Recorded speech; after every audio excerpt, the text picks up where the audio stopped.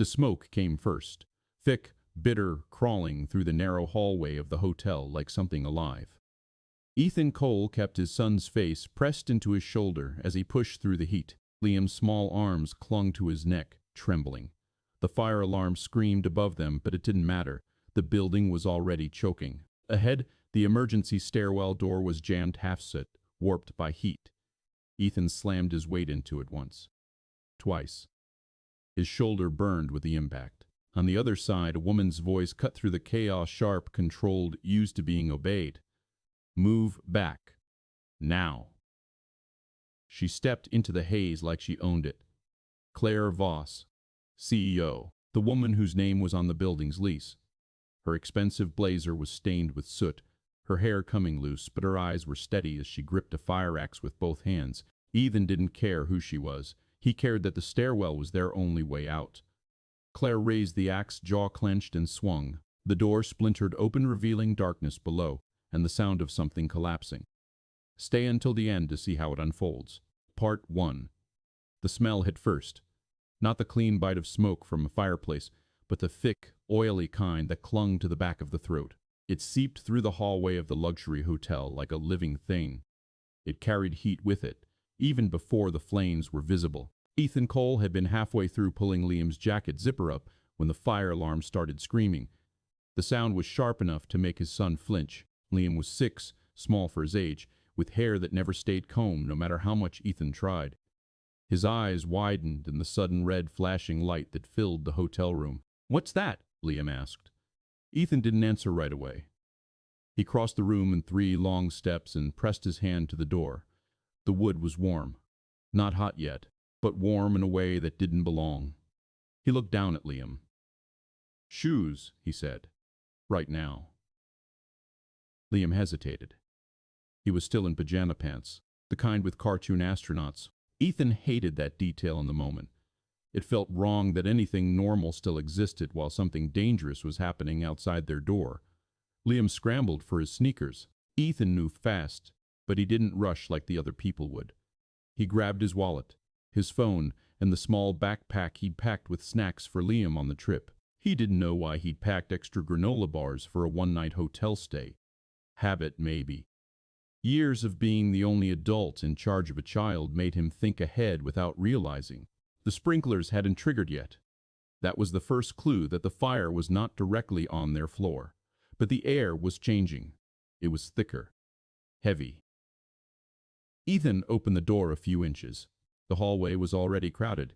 Men in suits, women in dresses, some barefoot, some clutching purses. A few hotel staff members shouting directions that no one listened to. The carpeted hallway, usually quiet and expensive-looking, had become a tunnel of bodies pushing toward the emergency exit sign. Smoke drifted from the far end, curling against the ceiling. Ethan shut the door again and knelt in front of Liam. "Listen," he said quietly. Liam stared up at him, holding his shoes. "You stay close. You hold my hand the whole time. You don't let go, even if people push. Understand?" Liam nodded too quickly, like he was trying to convince himself. Ethan pulled Liam's shoes on for him. Fingers steady. Tight knots. He didn't waste time with comfort.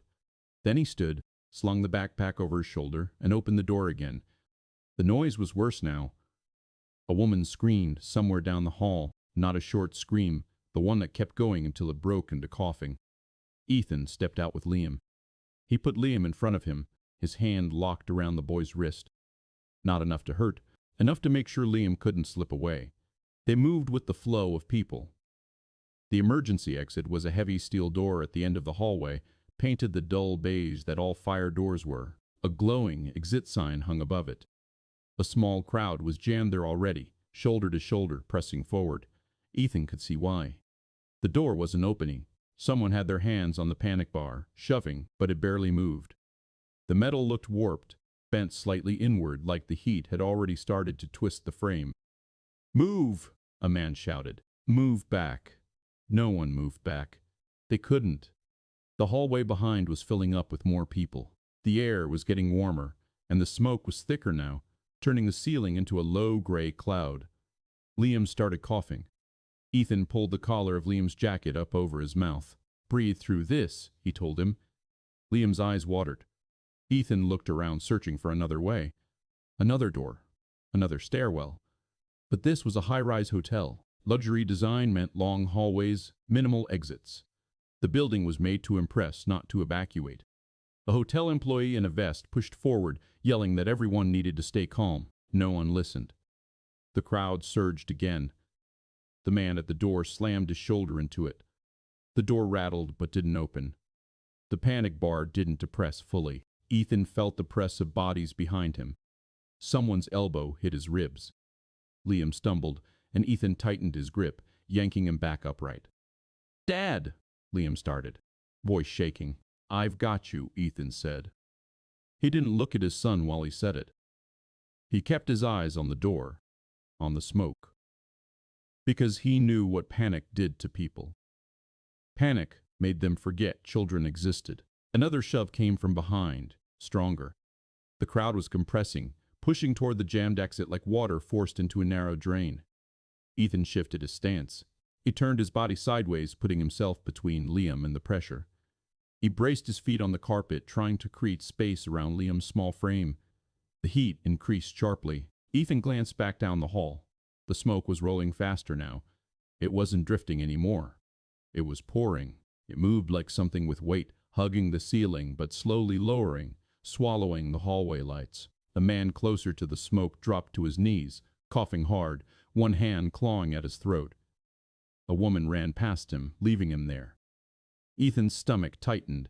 The fire was coming up from below. That meant the stairwell was likely filling too. But staying here meant the hallway would become a trap. The door was still stuck. The employee started pounding on it with his fist. "It's jammed," he shouted. "It's jammed!" A new voice cut through the chaos. Not loud, not screaming, but clear enough that people heard it anyway. Everyone stepped back. Ethan turned his head. A woman was walking toward them through the crowd like the hallway belonged to her. Not shoving, not panicking. Her pace was controlled, her posture straight, her expression sharp. She was tall, dressed in a dark coat over business clothes. Her hair was pulled back tight. No jewelry that Ethan could see. Her eyes were scanning the hallway, the smoke, the people, the exit door. She looked like she had already made decisions before anyone else realized there were decisions to make. Ethan recognized her face immediately. Claire Voss. He'd seen her on business channels, standing in front of glass buildings with reporters holding microphones toward her.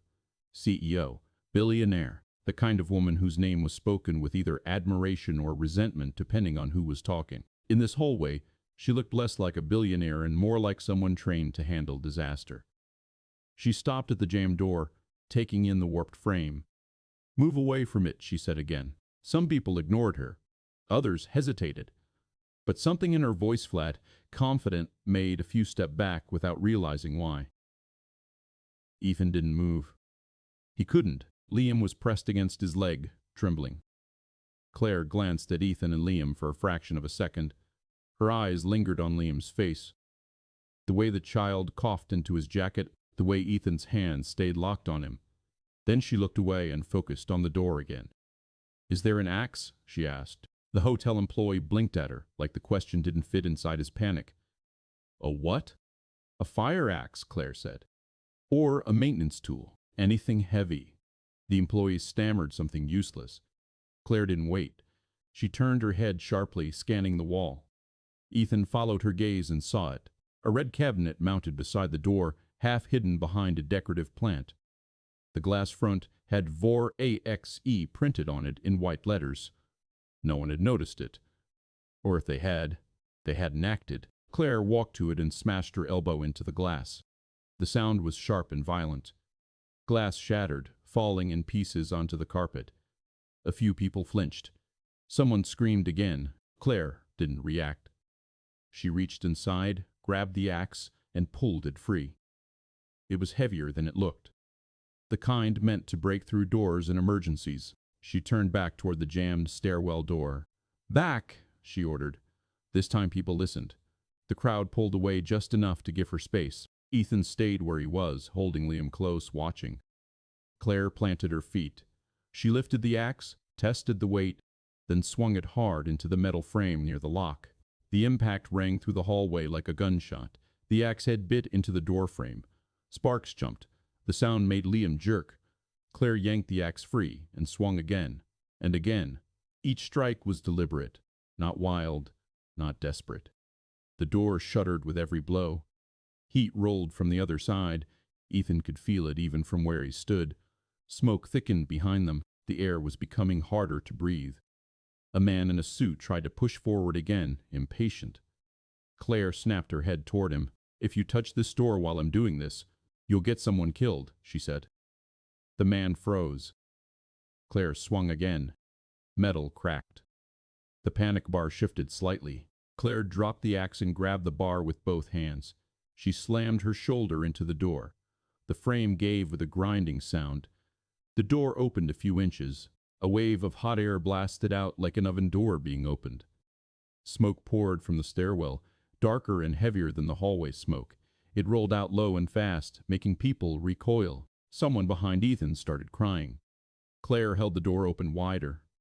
The stairwell was visible now, concrete steps, metal railings, emergency lights flickering. But below, the stairwell was filled with smoke rising upward like a wall. It wasn't safe. Ethan saw it immediately. It was like looking down into a chimney. The air down there was black. A low groan vibrated through the building, deep and distant. Not a sound made by people, but by structure under stress. Claire stood at the threshold, her face tight for the first time. The door was open, but the exit wasn't clear. People surged forward anyway, desperate. Claire raised the axe horizontally, blocking them. "No," she said. "Not like that." A woman shouted at her. "We have to go." Claire didn't look at her. She looked down the stairwell, gauging the smoke. Then she looked at Ethan. Her gaze locked onto him like she'd chosen him for a reason. Not because she knew him personally, because he was the only one in the crowd who wasn't acting like an animal. "Your kid can't breathe this," she said. Ethan didn't answer. His throat burned. His lungs already felt coated. He shifted Liam higher in his arms, holding him closer. "What's the other option?" Ethan asked, voice rough. Claire's jaw tightened. "There isn't one," she said. Another groan shuddered through the building, louder this time. The emergency lights flickered again. A chunk of ceiling tile dropped behind them, crashing onto the carpet. Dust puffed upward. That was enough. Ethan's instincts snapped into focus.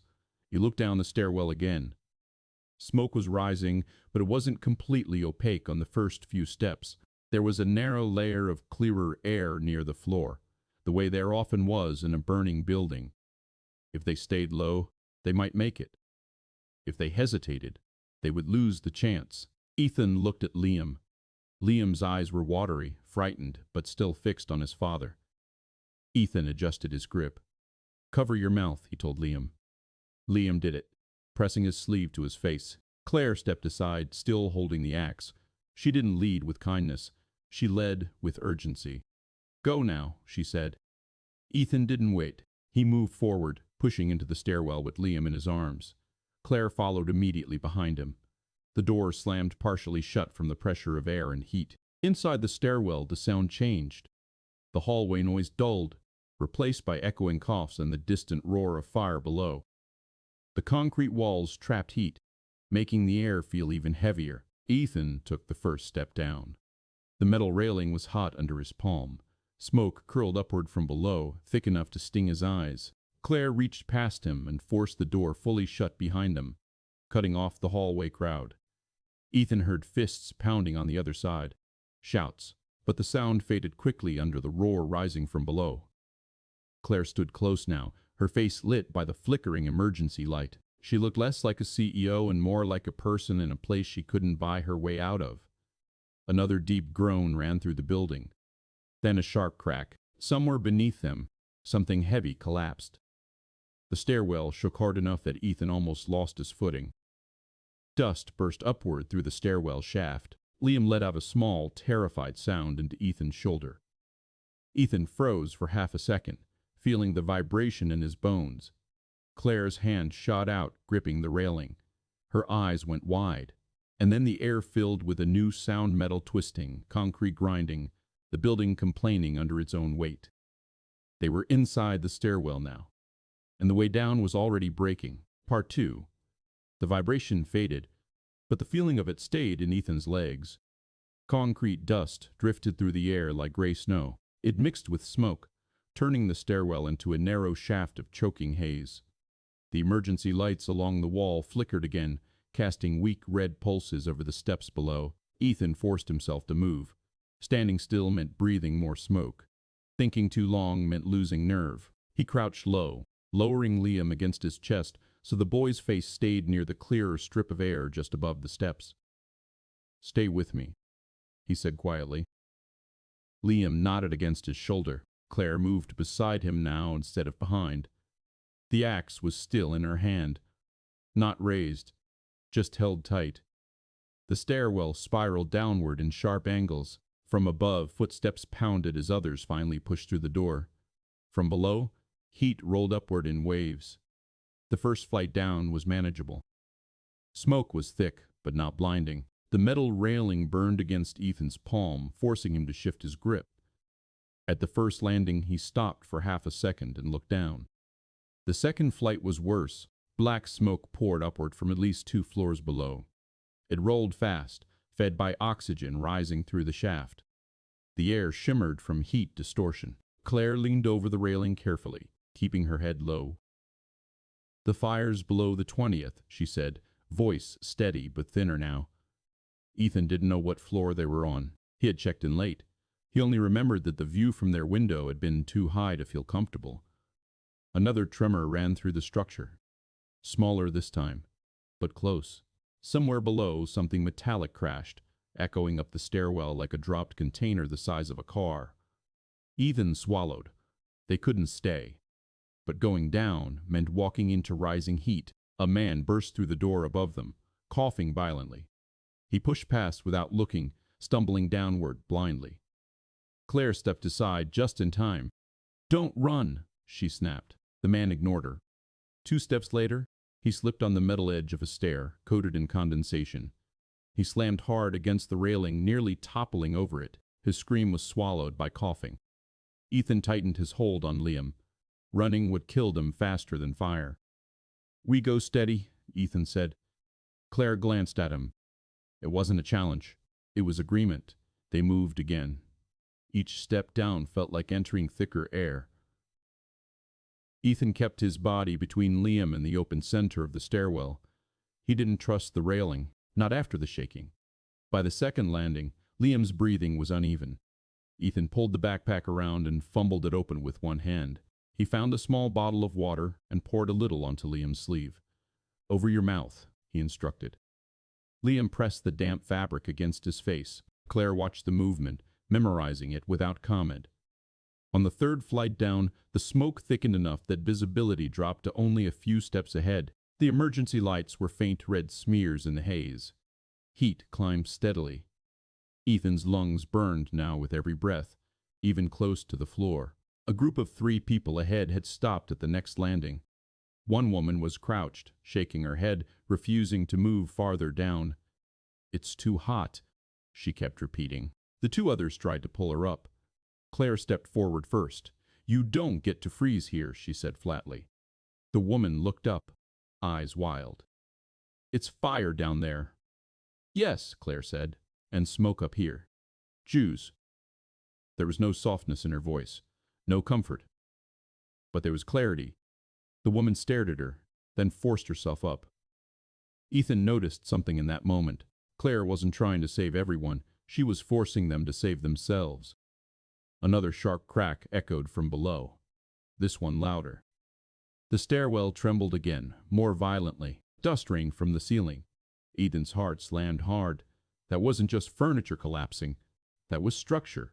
"Move," he said, louder now. They pushed past the frozen group and continued downward. By the 4th flight, the smoke was nearly solid. Ethan dropped fully to one knee and half crawled, half walked down, keeping Liam pressed against him. Claire followed his lead without hesitation. The air tasted metallic, bitter. Halfway down the next flight, Ethan felt the stair vibrate under his foot, then another vibration, then a low grinding sound directly beneath them. Claire froze mid-step. "Don't stop," Ethan said sharply, but the grinding intensified. A deep crack shot through the concrete somewhere below. The sound traveled upward through the stairwell core like a gunshot inside a tunnel. Then the entire structure lurched. The steps beneath Ethan dipped slightly, barely visible, but unmistakable. The railing jerked sideways. Someone below screamed. The grinding turned into a roar. "Up!" Claire shouted instinctively. Ethan didn't argue. He pivoted, climbing back up 2 steps as the flight below them shuddered violently. A section of railing tore loose and clanged downward out of sight. Concrete chunks fell past them through the open center shaft. Dust and smoke exploded upward in a choking blast. The flight below had partially collapsed. Not entirely, but enough that several steps were now hanging unevenly, cracked at the edges. Ethan stared at it through watering eyes. The path downward was still there, but weaker, angled. Claire assessed it quickly. "It'll hold weight," she said. "You don't know that." "No," she agreed, "but it hasn't fully failed." Another tremor rippled through the stairwell. Smaller. Aftershock. Ethan's pulse pounded in his ears. He looked up. More people were descending from above. They would add weight, pressure, chaos. He looked down. Heat pulsed from below like an open furnace. There was no safe direction. Claire met his eyes again. Not commanding now, calculating. "If we wait," she said quietly, "more people stack on this section." She was right. Ethan shifted Liam higher, tightening his arms around the boy. "Stay tight," he whispered. Claire stepped carefully down the damaged flight first, not to lead. To test it, she put her weight on the first cracked step. It held. She moved to the next. The concrete creaked, but didn't give. Ethan followed 1 step behind, his boots sliding slightly on dust-covered metal edges. Every small movement felt amplified. The broken railing section left a gap open to the drop below. Smoke poured upward through it. Ethan didn't look down. Halfway across the damaged section, a loud bang echoed from somewhere deeper in the building. Possibly a gas line igniting, possibly something else. The stair vibrated again. Claire stumbled, catching herself on the remaining railing. Ethan's heart surged into his throat. She steadied. "Keep moving," she said through clenched teeth. They cleared the broken section. Behind them, someone else stepped onto the cracked area too quickly. The stair groaned. A piece of concrete sheared off the edge and fell. A man shouted as his foot slipped, but others grabbed him. The structure held for now. Ethan didn't look back again. They descended 2 more flights. Heat intensified dramatically. Sweat ran down Ethan's back despite the smoke-chilled air above. Liam's body felt heavier. "Limp." "Liam," Ethan said. No response. He shifted the boy slightly, pulling the sleeve away from his face. Liam's eyes were half closed. "Hey," Ethan said, firmer. Liam coughed weakly. Relief hit and vanished in the same second. They needed cleaner air. At the next landing, Claire stopped suddenly. A metal door marked "Mechanical" stood slightly ajar off the landing. Smoke seeped from beneath it, but not thick. Claire stared at it for a moment. "It might connect to another shaft," she said. Ethan hesitated. Side paths were risks. But the main stairwell was turning into a chimney. Another tremor shook them. Smaller but close. The emergency light above flickered hard, then went dark. Only the dim glow from floors below lit the smoke faintly. Power was failing. Claire pushed the mechanical door open wider with the axe handle. Inside was a narrow service corridor. Pipes lined the walls. The air was hot, but clearer than the stairwell. Ethan made a decision. "Go," he said. They stepped inside and pulled the door mostly closed behind them, cutting off the worst of the smoke. The corridor sloped slightly downward. It wasn't meant for guests. It was meant for staff and infrastructure. Claire moved carefully, her free hand trailing along the wall for balance. The floor vibrated again, this time with a distant boom. The building was still burning below. Ethan felt the urgency climbing. They weren't out yet. They had only shifted paths. And the fire was still beneath them. Part 3. The service corridor smelled like hot metal and old dust. It wasn't clean like the hotel hallways. There were no carpets, no polished walls, no soft lighting, just concrete underfoot, pipes overhead and the faint hum of failing emergency systems somewhere deeper in the building. Ethan adjusted Liam again, feeling the boy's weight sag against his chest. Liam's head rested on Ethan's shoulder, too still, his breath shallow and uneven.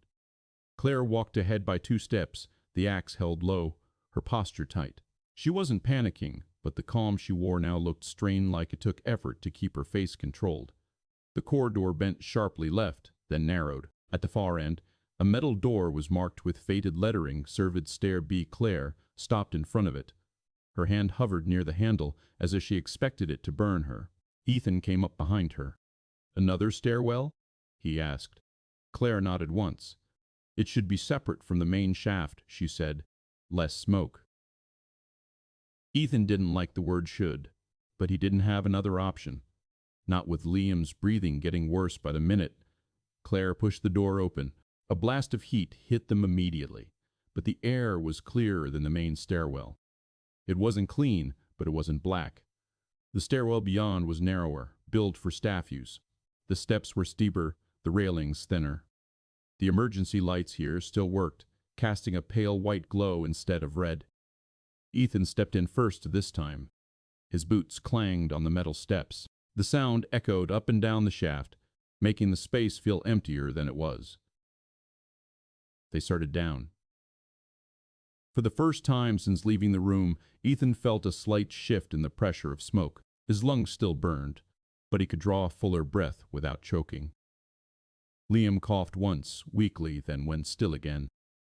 Ethan tightened his hold.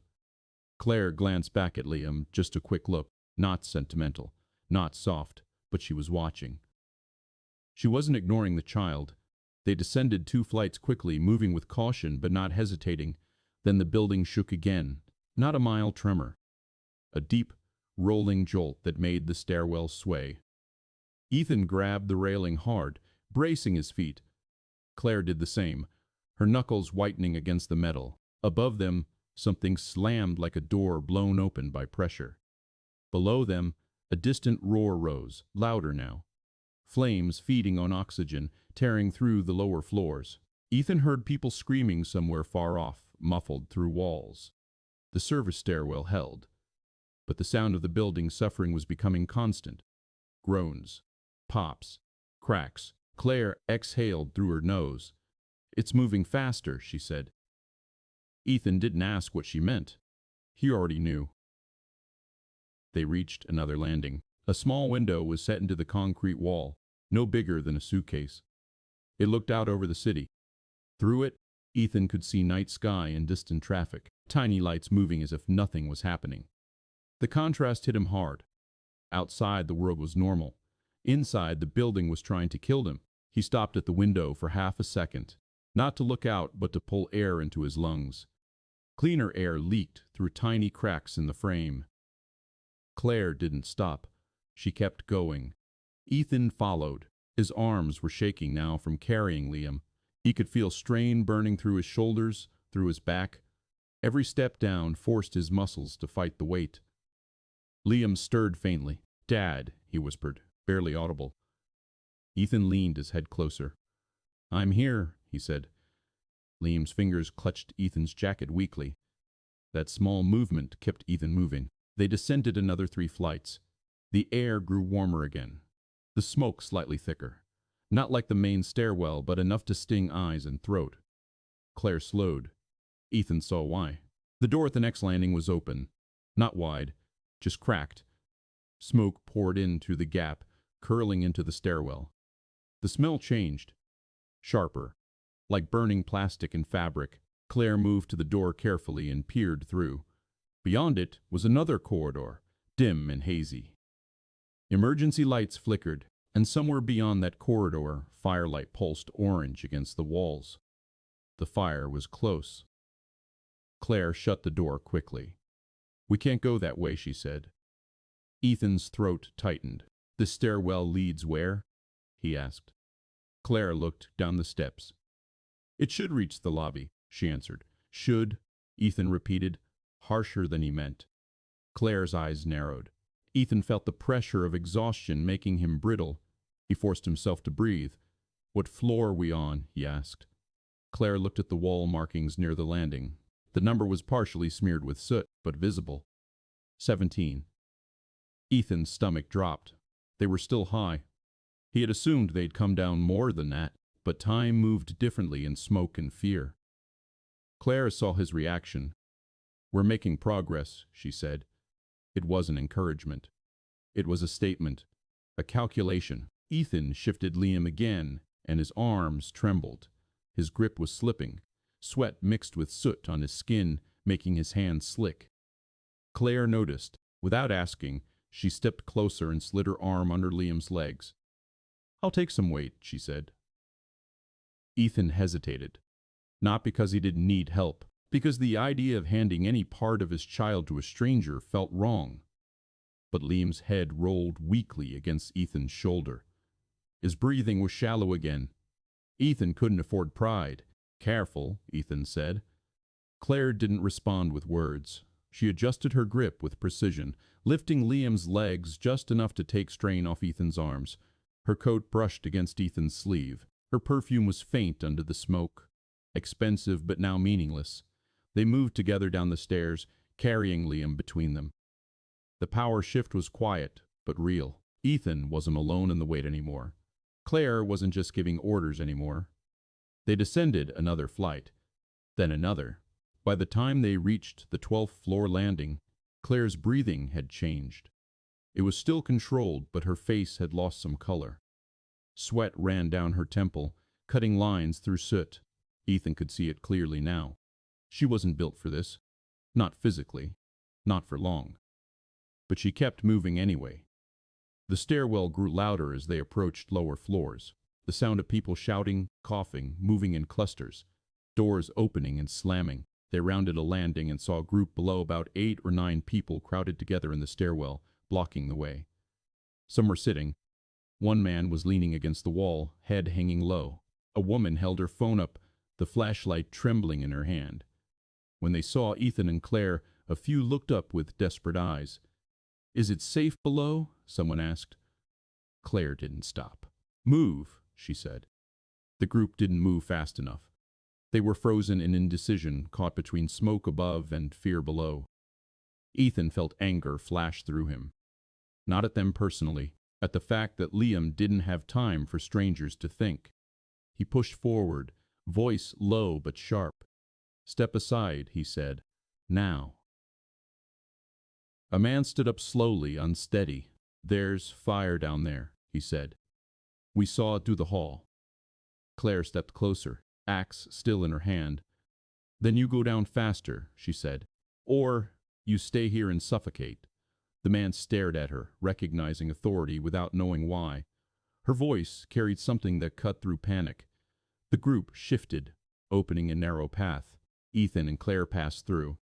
As they moved, Ethan heard a small sound behind them, someone crying quietly, defeated. He didn't turn around, he couldn't. They continued down. At the 9th floor, smoke thickened suddenly, forcing Ethan to cough hard. Claire coughed too, her grip tightening around Liam's legs. A door somewhere below burst open. Hot air surged upward. Claire stopped abruptly, pulling Liam's legs back. Ethan looked down. The stairwell below was filled with smoke, dark, heavy, moving upward fast. The service stairwell had become a chimney too. Ethan felt a cold wave of fear cut through the heat. Claire stared down into it, eyes narrowed. "We're running out of air," she said. Ethan's voice came out strained. "Then what?" Claire looked at the door on their landing. It led back into the hotel corridor. The corridor would be dangerous. Fire could be there. But the stairwell was filling. Claire made a decision. "We cut through this floor," she said. "Find another stairwell. Or an exterior route." Ethan stared at her. That wasn't a plan. It was a gamble, but the smoke below was already rising to meet them. Ethan's lungs burned. Liam was limp. They had seconds, not minutes. Claire pushed the landing door open with the axe. The corridor beyond was dim, lit only by flashing emergency lights. Smoke hung low, but it was lighter than the stairwell smoke. The carpet was damp from sprinklers. Water pooled along the baseboards. Somewhere down the hall, fire crackled. orange light flickered against the ceiling. Ethan stepped out, still holding Liam, Claire still supporting the legs. They moved fast but careful, staying low. The corridor was eerily quiet compared to the stairwell chaos. Most guests had already evacuated or were trapped elsewhere. Ethan's shoes splashed through water. A ceiling tile dropped ahead, crashing into the wet carpet. Steam rose from it. Claire flinched but didn't stop. They reached an intersection. Signs pointed toward ballrooms and conference level. Claire scanned quickly. Service stairs should be near the conference area, she said. Ethan followed her lead. The smoke grew thicker as they moved. The air was hot enough to make Ethan's eyes sting constantly. Liam made a faint sound again, barely a whimper. Ethan's heart tightened. He leaned his face closer to Liam's head. "Hold on," he whispered. "Just hold on." They passed a door standing open. Inside was a conference room. Chairs scattered, papers floating in water. The sprinkler system hissed overhead, spraying weakly. Claire looked in briefly. Nothing useful. They moved on. Then they heard it. A low rumble. Not a tremor. A continuous grinding noise like the building's bones shifting. Claire stopped. Ethan stopped too, his boots sliding slightly on wet carpet. The walls vibrated faintly. The ceiling lights flickered wildly. Ethan's stomach dropped. Something was giving way nearby. A deep crack echoed through the floor. Then another. Claire grabbed Ethan's sleeve hard. "Move," she said, urgency finally breaking through her calm. They ran, half running, stumbling while carrying Liam between them. The hallway ahead suddenly sagged. The carpet buckled as if the floor underneath had softened. A loud, sharp snap followed, and a section of ceiling collapsed near the far end, dropping metal framework and debris. The impact sent a wave of dust and smoke rolling toward them. Ethan coughed violently. Claire yanked him left, toward a door marked "Staith Eth Only." She slammed the axe into the lock and drove it open. They stumbled inside. It was a small service room, narrow, filled with cleaning carts and stacked linens. Claire kicked the door shut behind them. For a second, the room was still. Only their breathing filled it, ragged, loud. Ethan leaned against the wall, his arm shaking so badly he almost dropped Liam. Claire adjusted her grip, lowering Liam carefully to the floor on top of folded towels. Ethan immediately knelt, placing his palm on Liam's cheek. Warm. Too warm. Liam's eyes fluttered open slightly. "Dad," he whispered again. Ethan swallowed hard. "I'm right here."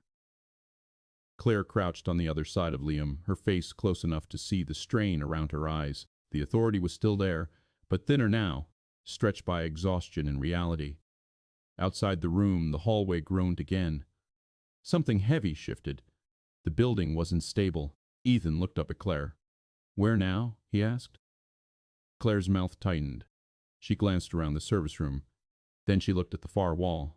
A small metal panel was mounted there, labeled with a single word. ACSS. Claire stood and crossed to it. She pulled it open. Inside was a narrow maintenance hatch leading to a vertical service shaft. Claire stared into it, calculating. Ethan's chest tightened. The shaft was dark, tight, dangerous, but it was another path down. Claire turned back toward Ethan, her voice low. "It's either this," she said, "or we wait for the fire to find us." Ethan looked down at Liam, then back at the shaft, his jaw clenched. The choice wasn't a choice at all. He lifted Liam again, cradling him carefully.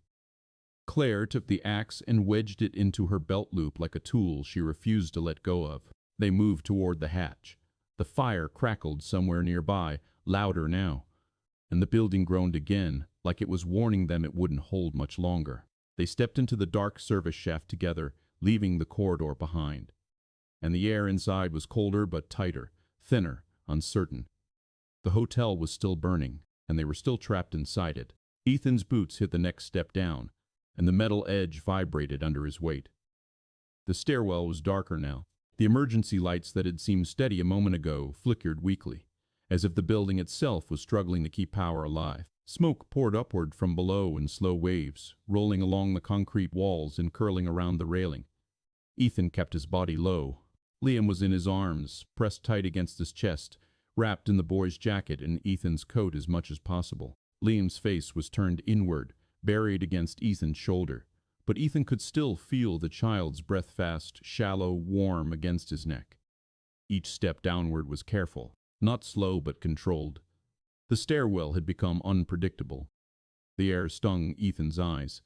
Every breath scratched his throat. Claire stayed close behind him, one hand sliding along the railing. The other held the axe low, no longer a weapon, just a tool she refused to let go of. Her posture was tense, alert, her gaze moving constantly up, down, side to side, scanning the smoke for any shape or movement. She looked less like a CEO now. The darkness and heat stripped away the image. Her face was pale under the soot. Her lips were pressed together hard. Ethan didn't look at her. He didn't need to. He could feel her presence like pressure at his back. Above them, the stairwell door had slammed shut, muffling the hallway noise. But the sound of people was still there. Faint, echoing. Footsteps, shouting.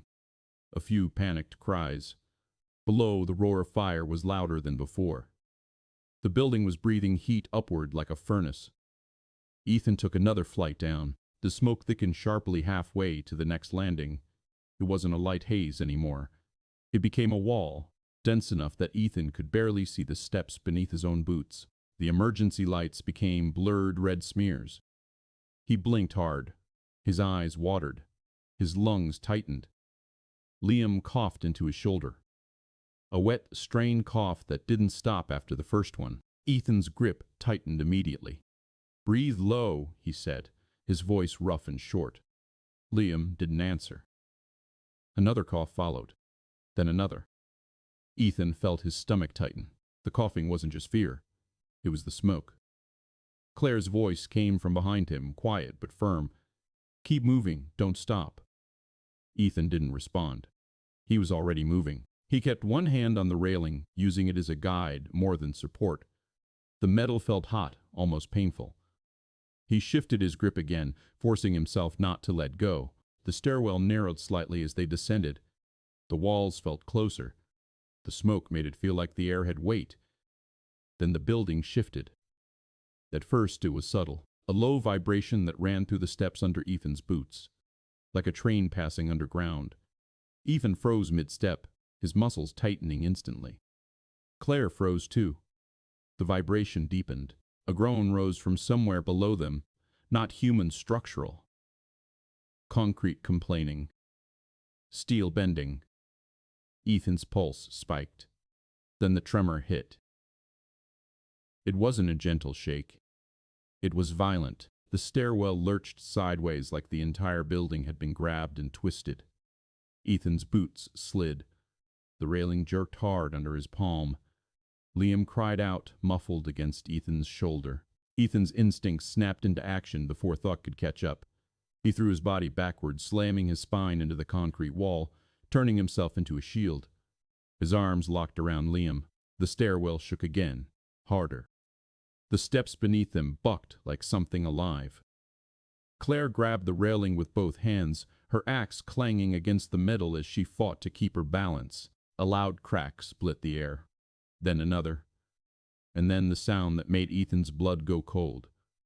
The stairs below them collapsed. It wasn't a clean break. It was a tearing sound, concrete ripping away, metal supports snapping like thick branches. The lower flight dropped out of sight. Dust exploded upward, thick and choking, mixing with smoke into a storm. People above screamed. The screams were sharp, panicked, echoing down the stairwell shaft. Ethan heard debris crashing far below, the sound rolling upward in waves. Claire's breath hitched, audible for the first time. The tremor continued for 2 more long seconds, then one final violent jolt, and stopped. Silence rushed in behind the chaos, broken only by falling dust and distant fire. Ethan stayed pressed against the wall, not moving, holding Liam tight. For a moment he didn't trust the stairs beneath him. He didn't trust the air. He didn't trust the building to stay standing. Then Liam coughed again, harder. Ethan forced himself to look down. The landing below them was gone. The stairwell had been severed. The lower exit had dropped away into darkness and smoke. They were stranded above a jagged break in the structure. Claire loosened her grip on the railing slowly, like she expected the whole thing to fall if she moved wrong. Her face was streaked with soot. Dust clung to her eyelashes. She looked down into the gap, then up toward Ethan. Her eyes were wide, but her voice stayed controlled. "We can't go down," she said. Ethan didn't answer. He already knew. The fire below roared louder, feeding on whatever had collapsed. Above them, footsteps pounded again. More people were coming. More weight. More panic. Ethan adjusted Liam in his arms. Liam's coughing was getting worse, each breath shallow and strained. The air felt thinner now, like the stairwell was stealing oxygen. Ethan's throat burned. The survival problem wasn't the stairs anymore. It was the air. Claire stepped closer, still holding the railing with one hand. With the other, she pulled her phone from her pocket. Her fingers were shaking slightly as she tapped the screen. She held it up. No signal. She tried again, moving it higher, as if elevation mattered inside a concrete shaft. Nothing. Her jaw tightened. She didn't curse. She didn't react outwardly. But Ethan saw the small shift in her face. The moment she realized her money, her status, her authority, none of it reached through dead air and burning concrete. Liam coughed again, a weak wheeze following after. Ethan's chest tightened. He looked around the broken landing, scanning the walls through smoke and dust. They needed a way out, or at least a way to breathe. And the stairwell had become a trap. Dust continued to fall in thin streams from the cracked concrete above them. The stairwell no longer felt vertical. It felt unstable, temporary. Ethan forced himself away from the wall, though every instinct told him to stay pressed there. Staying still meant breathing more smoke. He looked up. 3 people had stopped several steps above the break. One man stared down into the collapsed section with open shock. A woman covered her mouth with both hands, eyes wide and unfocused. "No way down?" the man asked hoarsely. Ethan didn't answer. Claire stepped forward instead, her voice cutting through the smoke. "Not here. Back up 2 flights. There might be another exit." The man hesitated. "There isn't." Claire didn't raise her voice. She didn't argue. "Standing here won't help," she said. Something in her tone firm, measured pushed the group into motion. They began backing upward, coughing as they went. Ethan watched them disappear into thicker haze above. The sound of the fire grew louder. It wasn't just a roar anymore. It was layered crackling, snapping, shifting. The kind of sound that meant materials were failing. The gap below them was jagged and deep. The remaining section of landing they stood on was cracked at the edges. Fine lines ran through the concrete like fractures in ice. Another small tremor rolled through the building. The landing vibrated. Liam whimpered weakly. Ethan's focus snapped back to his son. Liam's face was flushed under soot. His eyelids fluttered, heavy. His breaths were quick, uneven. Ethan crouched lower, pulling Liam closer to the floor where the air was marginally clearer. "Slow breaths," Ethan whispered. Liam tried. It turned into another coughing fit. Claire moved closer, kneeling on the other side of Ethan. The axe rested beside her now, forgotten. She looked at Liam carefully. "He's not getting enough oxygen," she said quietly. Ethan didn't respond. He already knew that too. The smoke was thickening from below. The collapsed stairwell had turned the lower shaft into a chimney. Heat pulsed upward in waves. Ethan scanned the walls. Concrete. Metal railing. The sealed door above, and along the wall behind Claire a small rectangular outline, barely visible through soot and dim emergency lighting. Claire followed his gaze. She stood slowly and stepped toward it. It was a maintenance access panel, flush with the wall. No handle on the outside. She ran her fingers along the edges, feeling for any give. Locked. Ethan felt pressure building in his chest that had nothing to do with smoke. "We need air," he said. Claire nodded once. She bent and retrieved the axe again. Not with drama, with purpose. She positioned the blade against the panel seam and struck. The first hit rang loud in the enclosed space. The panel dented, but didn't break. The sound echoed down into the collapsed shaft and back up again. Ethan flinched, instinctively shielding Liam's head from falling debris. Claire struck again and again. Each impact shook the landing slightly. Dust rained down from above. On the fourth strike, the metal seam split open along one side. A thin rush of air escapes through the crack. Not clean air, but moving air. Claire wedged the axe head into the opening and pulled hard. The panel tore away, hanging crooked on one hinge. Behind it was a narrow service cavity, dark, cramped, lined with pipes and cables.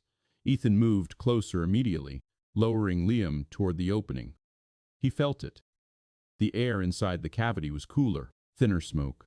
It wasn't safe, but it was better than the open stairwell. Claire dropped to her knees beside him. "It's not a full passage," she said. "Just a maintenance channel." Ethan looked inside. It ran horizontally along the building's outer wall. Tight space, possibly leading to another vertical shaft. Or nowhere. Another tremor hit, smaller but close enough to make the broken landing creak. Ethan's decision formed without words. "Help me," he said. Claire didn't question him. Together, they shifted Liam toward the opening. Ethan crawled partially into the cavity, holding Liam close while Claire supported his legs from behind. The metal edges scraped against Ethan's coat as he maneuvered inside. The space was barely wide enough for an adult to fit on hands and knees. Liam coughed weakly again. Inside the cavity, the smoke was lighter. The air still tasted burned, but Ethan could breathe without choking. Claire leaned into the opening behind him. "How far does it go?" she asked. Ethan squinted into the darkness. He could see maybe 10 feet ahead before the channel bent slightly out of view. "Far enough," he said. Another violent crash echoed from somewhere above in the stairwell. Shouts followed. Time was closing in. Claire glanced back toward the open stairwell once. Then she made her choice. She climbed into the cavity after them, pulling the damaged panel partially back into place behind her to slow the smoke flow. The landing outside groaned again. Inside the narrow space, everything changed. The roar of fire dulled to a heavy vibration through the walls. The air felt less aggressive, but the confinement wrought a different pressure. Ethan crawled forward slowly, dragging himself along with one elbow while keeping Liam supported against his chest. The pipes along the wall radiated warmth. Claire followed close behind, the axe scraping softly along metal as she moved. Her breathing was audible now, controlled but strained. The channel narrowed slightly ahead. Ethan shifted Liam carefully to avoid hitting his head against the low ceiling. "How is he?" Claire asked quietly. Ethan pressed his cheek to Liam's forehead. "Still warm." "Too warm." "He's breathing," Ethan said. It wasn't reassurance, it was a fact. The channel bent left. As Ethan reached the turn, he saw something ahead. A second vertical hatch, smaller than the stairwell door, solid steel, closed. He crawled closer and examined it. No visible handle from this side. A lock plate in the center. Claire squeezed forward beside him as much as the space allowed. "Another access point," she murmured. Ethan pressed his ear to the metal. Nothing. No fire sound directly beyond it. He looked back toward the direction they had come from. Faint smoke was already slipping through the cracks of the first broken panel. The stairwell air was finding them. They didn't have time. Claire shifted the axe forward in the tight space. "Move back," she said. Ethan maneuvered awkwardly, giving her just enough room to swing in the confined channel. The first strike was clumsy due to the limited angle. The second was better, metal dented. The third cracked the lock plate slightly. Ethan felt the vibration travel through the pipework into his chest. Claire kept striking, controlled, deliberate. After the fifth hit, the lock plate tore loose. She shoved the hatch with her shoulder. It didn't budge. She hit it again, and again.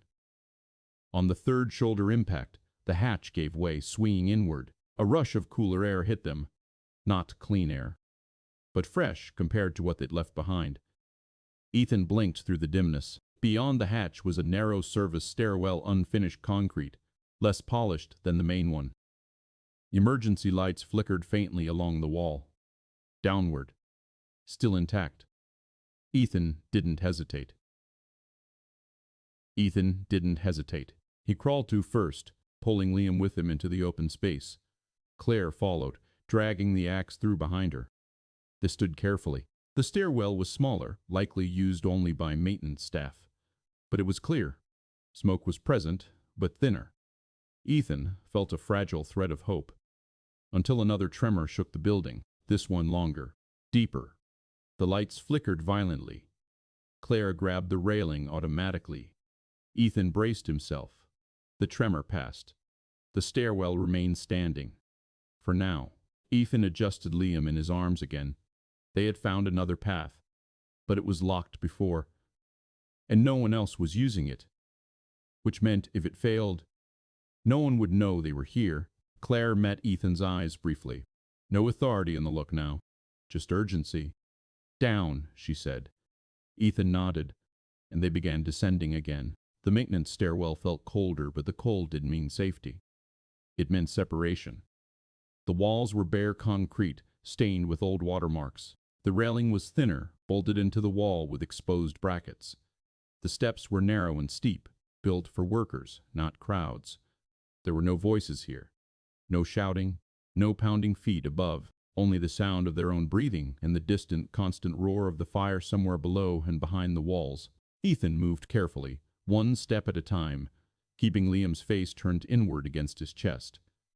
He held the boy higher now, as if lifting him away from the smoke would help. Liam's breathing was still shallow. The coughs had slowed, but not in a good way. It was as if his body didn't have the strength to fight the smoke anymore. Claire stayed close, her eyes fixed downward. She kept one hand on the railing and the other on the axe. Her pace matched Ethan's without being asked. The air here was thinner, but not clean. Ethan could still taste burning plastic and drywall. Every breath still hurt. But it didn't choke him immediately. That small difference was everything. They reached a landing marked with a faded painted number. 11. Claire glanced at it quickly. Still high, she said. Ethan didn't answer. His arms were beginning to tremble again. Carrying Liam felt like carrying wet sand. The weight wasn't just physical. It was fear pressing down on his muscles. They continued. The stairwell bent sharply at each landing, forcing them to turn and descend again. The emergency lights overhead flickered weakly, but they were still working. For now, the building groaned somewhere far away, a long, deep sound like an old ship under strain. Ethan felt it in his bones. Liam stirred slightly. His fingers moved against Ethan's jacket. "Dad," Liam whispered. Ethan's throat tightened. "I'm here," he said immediately. Liam didn't respond after that. His head sagged again. Ethan swallowed hard, forcing himself to keep his breathing controlled. Panic would steal oxygen faster than smoke. Claire looked at Liam's face briefly, then looked away. Her jaw was tight. Her expression stayed hard, but her eyes had changed. They weren't distant anymore. They were focused, responsible. They descended to the next landing. The painted number was barely visible. 9. The air grew warmer again. Smoke drifted through the stairwell in slow streams, creeping in from cracks in the concrete. The fire was finding routes upward. The building was becoming a system of vents, feeding itself. Ethan coughed, a short, harsh cough he tried to suppress.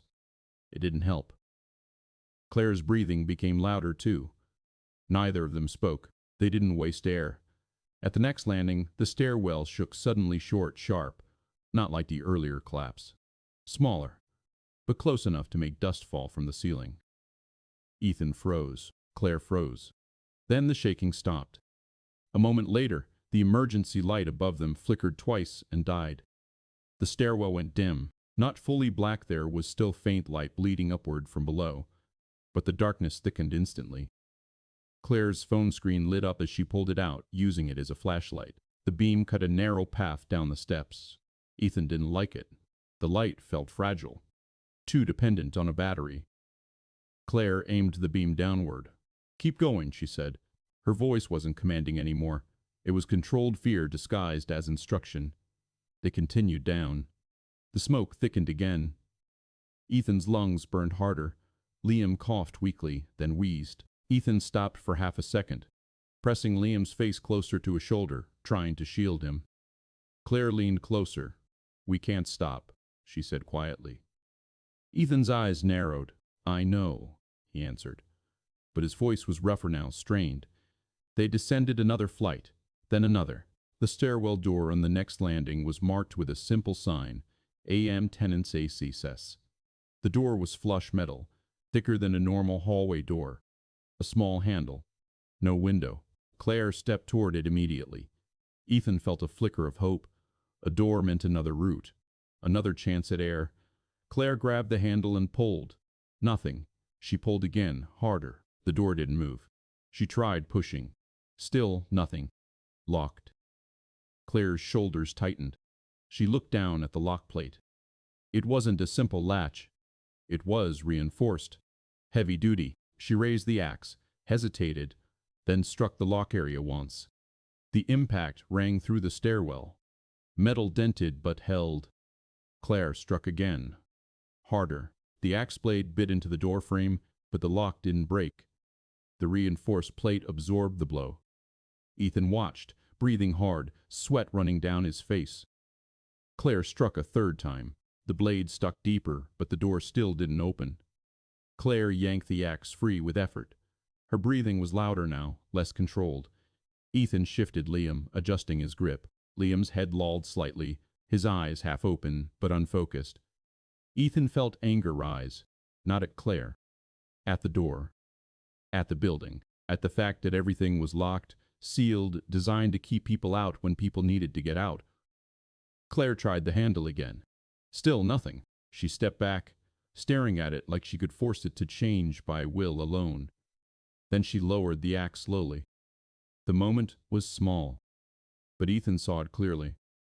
Claire Voss had run out of control, not completely, but enough to show cracks. She pulled her phone up again, tapping quickly. No signal. She moved it higher, then lower, like before. Still nothing. The screen's glow lit her face from below, making her look harsher, more exhausted. She exhaled sharply through her nose. "Nothing," she said. Ethan stared at the locked door. The smoke was creeping thicker behind them. It curled down the stairwell like fog sinking into a valley. The roar of fire was louder again. Not below this time. Somewhere above. The fire was spreading upward too. Ethan realized it with a sudden cold clarity. They weren't outrunning it. They were trapped between it. Liam coughed again, harder, then gasped. Ethan's heart jolted. He lowered Liam slightly, looking at his face. Liam's lips were dry. His cheeks were flushed.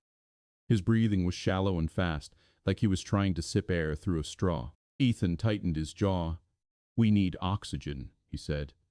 Claire nodded, but her eyes were still on the door. Her authority didn't matter here. The lock didn't care who she was. She forced herself to focus anyway. Ethan saw her straighten her posture, like she was physically rebuilding control from the inside. She looked at the stairwell above them, then below, then back at the door. She made herself speak calmly. "We can't go back up," she said. "The smoke's heavier, and the main stairwell is compromised." Ethan didn't argue. Claire's gaze shifted to the narrow seam between the door and frame. She crouched, running her fingers along the bottom edge. Air wasn't coming through. It was sealed. Claire's eyes narrowed. "This is meant to stay locked during emergencies," she said, almost to herself. Ethan's voice was low. "So it's useless." Claire stood slowly. Her face tightened again, but she didn't explode. She didn't curse. She didn't fall apart. Instead, she looked at Ethan. And for the first time, there was something different in her expression. Not confidence. Responsibility. "If it's locked," she said, "we found another way." Ethan stared at her. He didn't trust her. Not fully. Not yet.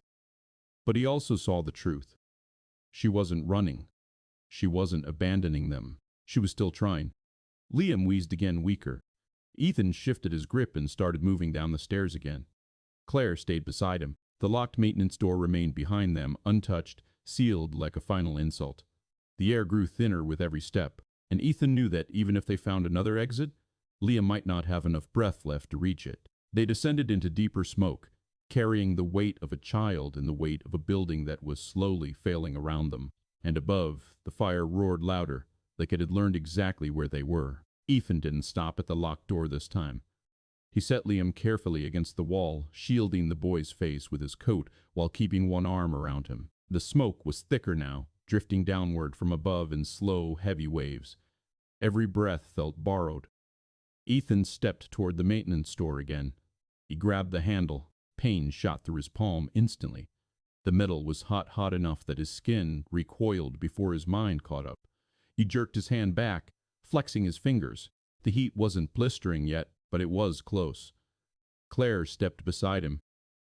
"Don't grab it directly," she said. Her voice was steady. Not sharp. Not commanding.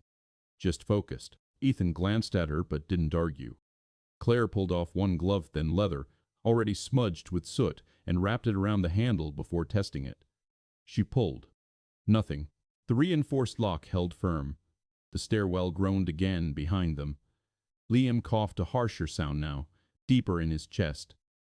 Ethan's jaw tightened. "Move," he said. Claire didn't hesitate. She shifted her grip on the axe, assessing the hinges instead of the lock. "The frame's weaker than the plate," she muttered. Ethan stepped into position without being asked. He braced one foot against the wall beside the door, gripping the railing with one hand for leverage. Claire drove the axe blade into the seam between door and frame. The impact echoed through the narrow stairwell. She twisted the handle hard, prying outward. The metal groaned but didn't give. "Again," Ethan said. She pulled the axe free and struck lower this time, near the hinge line. The second hit landed cleaner. Ethan pressed his shoulder against the door and pushed as Claire pried. The lock resisted. Smoke thickened around them. It stung Ethan's eyes and coated his tongue. Liam wheezed again. Ethan's pulse hammered. Claire repositioned, sliding the axe head deeper into the split seam. She leaned her full weight against the handle. "Push," she said. Ethan shoved forward. For a second, nothing happened. Then the hinge bolt snapped with a sharp crack. The door jerked outward an inch. Claire didn't stop. She shifted to the upper hinge and struck again. Another crack.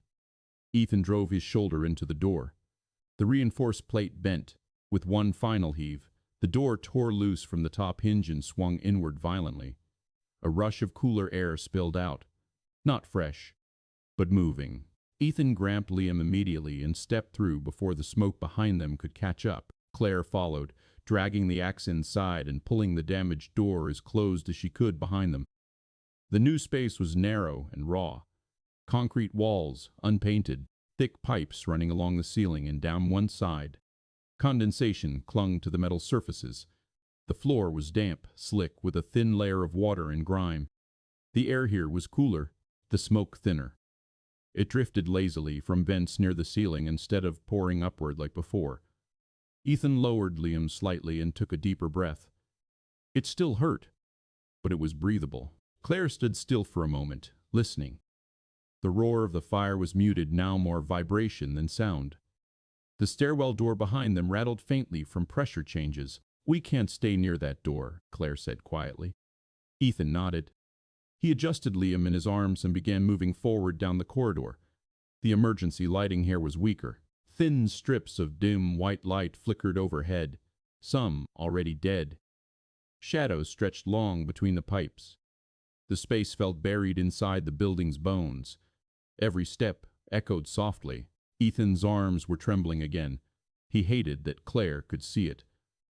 Claire walked slightly ahead now, scanning the corridor. She moved differently, here not like a guest in a hotel, but like someone mapping exits in her head. Measuring distances. Looking for secondary routes. Ethan noticed she wasn't sheltered. She wasn't useless. That realization unsettled him more than he expected. Liam coughed again this time, followed by a weak, rasping inhale that didn't sound right. Ethan stopped immediately. He lowered to one knee, keeping Liam upright. "Liam," he said, voice tight. Liam's eyes fluttered open slightly. His lips were pale under the soot. Ethan pressed his ear close to Liam's mouth, listening to the breathing. Shallow. Too fast. Claire stood a step away, watching. For the first time since this began, she didn't speak. She didn't offer instruction. She didn't move in to take control. She simply observed a father working. Ethan adjusted Liam's jacket, pulling it open slightly to let cooler air reach him. He rubbed Liam's back in slow circles, steady pressure. "Stay with me," Ethan whispered. Liam's fingers twitched weakly. Claire's gaze shifted from Liam to Ethan. Something in her expression changed. Not fear. Not exactly discomfort. Not with the fire. With the helplessness of watching a child struggle while she couldn't command the situation into compliance. Ethan felt her watching, but he didn't look up. He focused only on the rhythm of Liam's breathing. Behind them, faint smoke began to slip under the damaged maintenance door. Thin at first, then slightly thicker. Claire saw it before Ethan did. Her eyes flicked back down the corridor. "We have to keep moving," she said, not impatient. Just factual. Ethan waited until Liam's breathing steadied, slightly still shallow, but less frantic. Then he stood again. His bruised shoulder screamed from where he had slammed into the stairwell wall earlier. He hadn't acknowledged it until now, but lifting Liam made the pain flare sharply. Claire noticed the shift in his posture. "You're hurt," she said. "I'm fine." He wasn't, but there was no space for that. They moved deeper into the corridor. The pipes above hissed faintly as steam traveled through them. Water dripped somewhere ahead, a steady echoing sound. The air here felt heavy but survivable. For now. And behind them, the smoke was beginning to follow. The corridor narrowed as they moved forward. The pipes overhead thickened into clusters. Steam lines, water mains, electrical conduits bundled together. The concrete walls sweated with condensation. Drops slid down and pooled along the edges of the floor. Ethan's boots slipped once on the damp surface. He caught himself before losing balance, tightening his hold on Liam instinctively. Claire reached out without thinking, steadying Ethan's elbow. He didn't thank her. She didn't expect him to. They continued. The emergency lights flickered again, briefly dimming the corridor to a dull gray before stabilizing. The building groaned somewhere far behind them, a lone rolling sound that made it clear the fire hadn't slowed. Ethan could feel the air shifting now. Smoke was still leaking through vents in thin layers. It wasn't choking yet, but it was spreading. Claire walked slightly ahead again, scanning door frames, reading faded labels stenciled into concrete. "Boiler access," she muttered at one sealed door. "Electrical panel." None of them offered immediate safety. Liam stirred again, and this time his breathing hitched mid-inhale, a sharp, struggling sound. Ethan stopped immediately. He crouched low, easing Liam down against the wall, while keeping him upright. The corridor air felt cooler near the floor. "Breathe slow," Ethan whispered, though he knew Liam couldn't control it. Liam's eyes fluttered weakly. His lips parted, but the inhale rasped.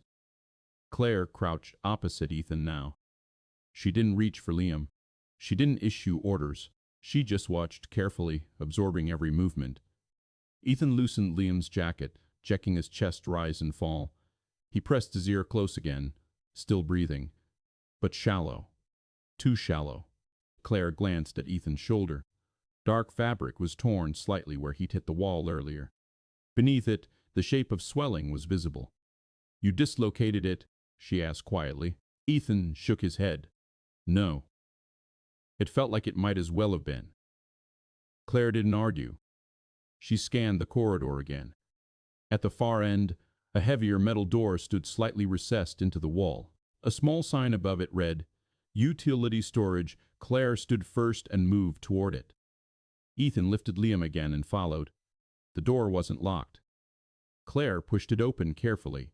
Inside was a small room, bare concrete, stacked crates, a wall-mounted emergency water tank with a manual spigot. A metal shelf held a basic first aid kit bolted to the wall. The air inside felt marginally cooler. Less smoke. Ethan stepped inside immediately. Claire shut the door behind them, though it didn't seal fully. The utility room was cramped, but contained. Ethan lowered Liam onto a stack of folded tarps. The boy's breathing remained shallow but steady for the moment. Ethan crouched beside him, brushing soot from his cheek. Claire moved to the emergency tank. She tested the valve. Water sputtered out, then flowed in a thin stream. Not much pressure, but enough. She grabbed a small plastic container from a shelf and filled it halfway. Then she crossed back to Ethan. "Use this," she said. Ethan hesitated for half a second. Then he took it. He dampened a clean section of his sleeve and pressed it lightly against Liam's mouth and nose. Liam inhaled weakly through the damp fabric. Claire watched closely. She stepped to the wall-mounted first aid kit and opened it. Inside were bandages, antiseptic wipes, gauze, a small emergency oxygen mask attachment, without a tank useless, without supply. She removed antiseptic and gauze and brought it over. "His arm," she said. Ethan looked down. Liam's sleeve had torn earlier in the stairwell. A shallow scrape ran along his forearm, irritated by smoke and dust. "It's nothing," Ethan said. "It can get infected," Claire replied evenly. She didn't wait for permission this time. She knelt beside Liam carefully, opening the antiseptic wipe. Ethan's body stiffened automatically. He didn't pull away. But he didn't relax either. Claire paused, glancing at him once. "I'm not going to hurt him," she said quietly. Ethan met her eyes for a brief second. There was no offense there, just focus. He gave a small nod. Claire cleaned the scrape gently, efficient and precise. No wasted movement. She applied gauze and wrapped it with steady hands. Liam barely reacted. Ethan noticed that too. Claire finished and leaned back slightly. "You should look at your shoulder," she said. "I said I'm fine." Claire didn't argue, but she saw the way he kept adjusting his grip to avoid putting weight on that side. Trust wasn't there yet. Not fully. But the cooperation was real. For a moment the room felt almost stable, until Ethan noticed something. The air had changed. Subtle at first, then clearer. A faint gray haze was seeping under the bottom of the utility room door. Claire saw it too. The smoke was following them. The corridor outside was filling. The break in the maintenance door behind them must have allowed smoke to travel through the pipes and vents. Ethan stood immediately. "How long?" he asked. Claire crossed to the door and pressed her palm near the gap. "Not long." The smoke under the door thickened slightly, curling along the concrete floor. The utility room would become a trap if they stayed. Ethan lifted Liam again, ignoring the sharp flare of pain in his shoulder. Claire grabbed the axe and looked around quickly. There was another door at the back of the utility room, smaller, unmarked. She crossed to it and tested the handle. Locked. Of course. She stepped back and drove the axe into the lock seam once. Metal rang out. Ethan didn't wait this time. He moved beside her and braced the door with his shoulder while she pried. The smoke in the room thickened visibly now. Time was collapsing. Claire twisted the axe harder. The lock bent. Ethan shoved forward. The door cracked open. A darker space lay beyond. The air from that direction felt cooler. Claire tore the door fully open. "Move," she said. Ethan stepped through immediately with Liam. Claire followed. Behind them, smoke poured into the utility room, swallowing it in gray. They didn't look back. The new space was another narrow passage, unfinished, sloping slightly downward. The building was forcing them deeper inside it, and the smoke was chasing them. The new passage was tighter than the corridor before it, concrete on both sides, low ceiling, exposed wiring stapled along one wall. The slope angled downward just enough to make balance uncertain on the damp surface. Ethan moved carefully, his boots scraping against grit and water. The air here was cooler but not clean. It carried the distant smell of burned insulation and melted plastic. The smoke hadn't reached full thickness yet, but it was present in layers, curling along the ceiling and drifting slowly behind them. Claire pulled the broken door shut as best she could before following. It wouldn't stop the smoke for long. Nothing would. Ethan could feel Liam's weight dragging at his arms now. The tremor in his muscles was constant. His bruised shoulder burned with every step. He ignored it. Liam's breathing was quieter. That frightened him more than the coughing. "Liam," Ethan said softly. No answer. Ethan adjusted him, shifting the boy higher and pressing his cheek against Liam's temple. Warm. Too warm. Claire noticed the shift in Ethan's posture again. "How bad?" she asked. Ethan didn't slow. "He needs air." Claire didn't respond with false comfort. She scanned ahead. The passage bent sharply to the right and narrowed further. The lighting strips here were almost dead, flickering weakly before cutting out entirely for 2 seconds at a time. Each blackout forced them to stop. Each return of light felt temporary. Behind them, faint gray smoke began slipping under the door they had just forced open. It moved slowly, hugging the floor at first before rising. The building's ventilation system was feeding the fire's reach. They rounded the bend. Ahead, the passage widened slightly into another junction. 3 directions this time. One path led upward, one continued straight, one angled downward more steeply. Claire paused, breathing hard now, but keeping her voice steady. "Down is closer to ground level," she said. Ethan nodded immediately. They didn't debate. They took the downward path. The slope steepened. The floor became slicker. Water pooled deeper in places, forcing Ethan to step carefully to avoid slipping. Liam stirred faintly. A thin wheeze escaped him. Ethan stopped again, kneeling in the dim light.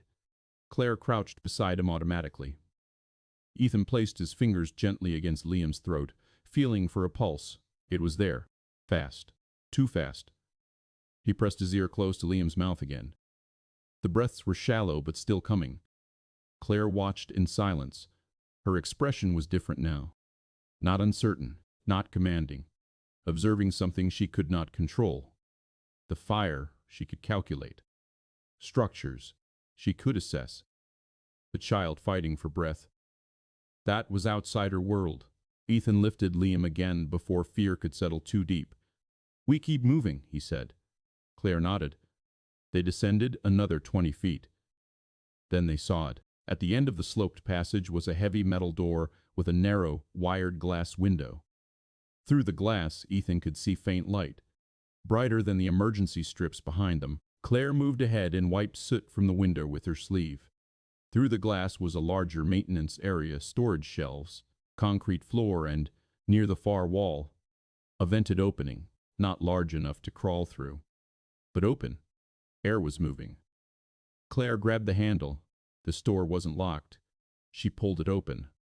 Cooler air spilled into the passage. Not fresh outdoor air, but circulating air from a lower level, possibly near the parking structure.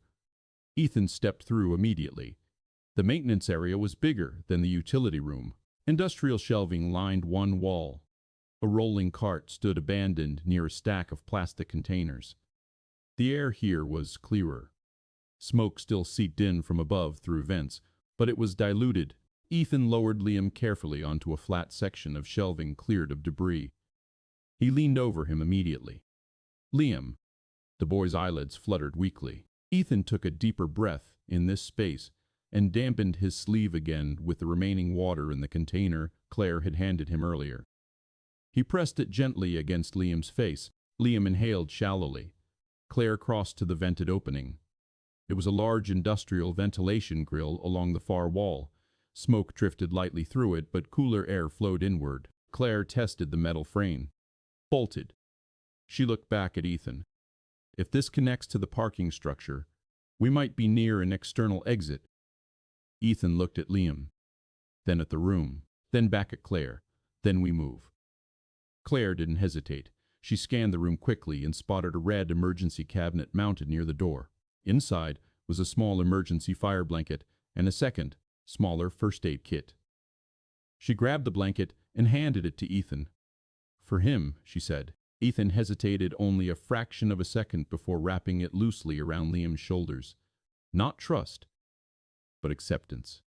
Behind them, the passage they had come through began to cloud. Smoke seeped under the threshold slowly at first, then thicker. The utility room had filled. The corridor had filled.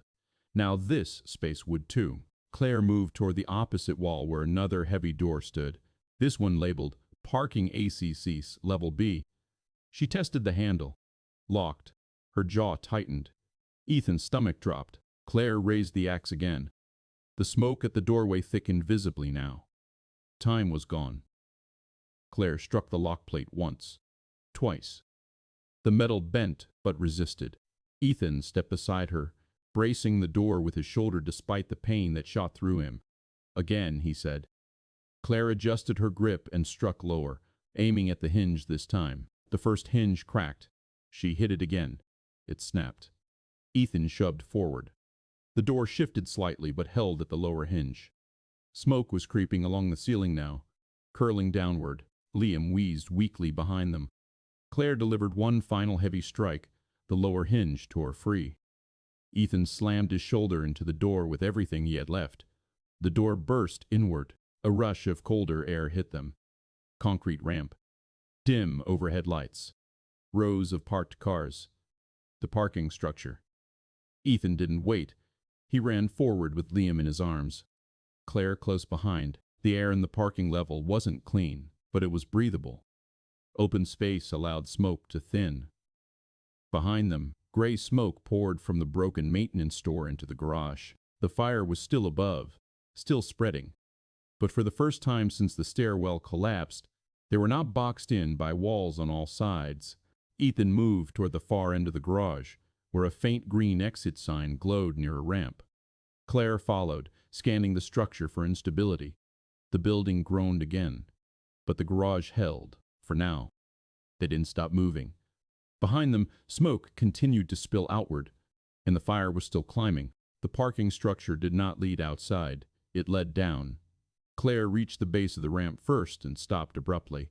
The expected ground-level exit doors were sealed by a collapsed security gate twisted into the frame.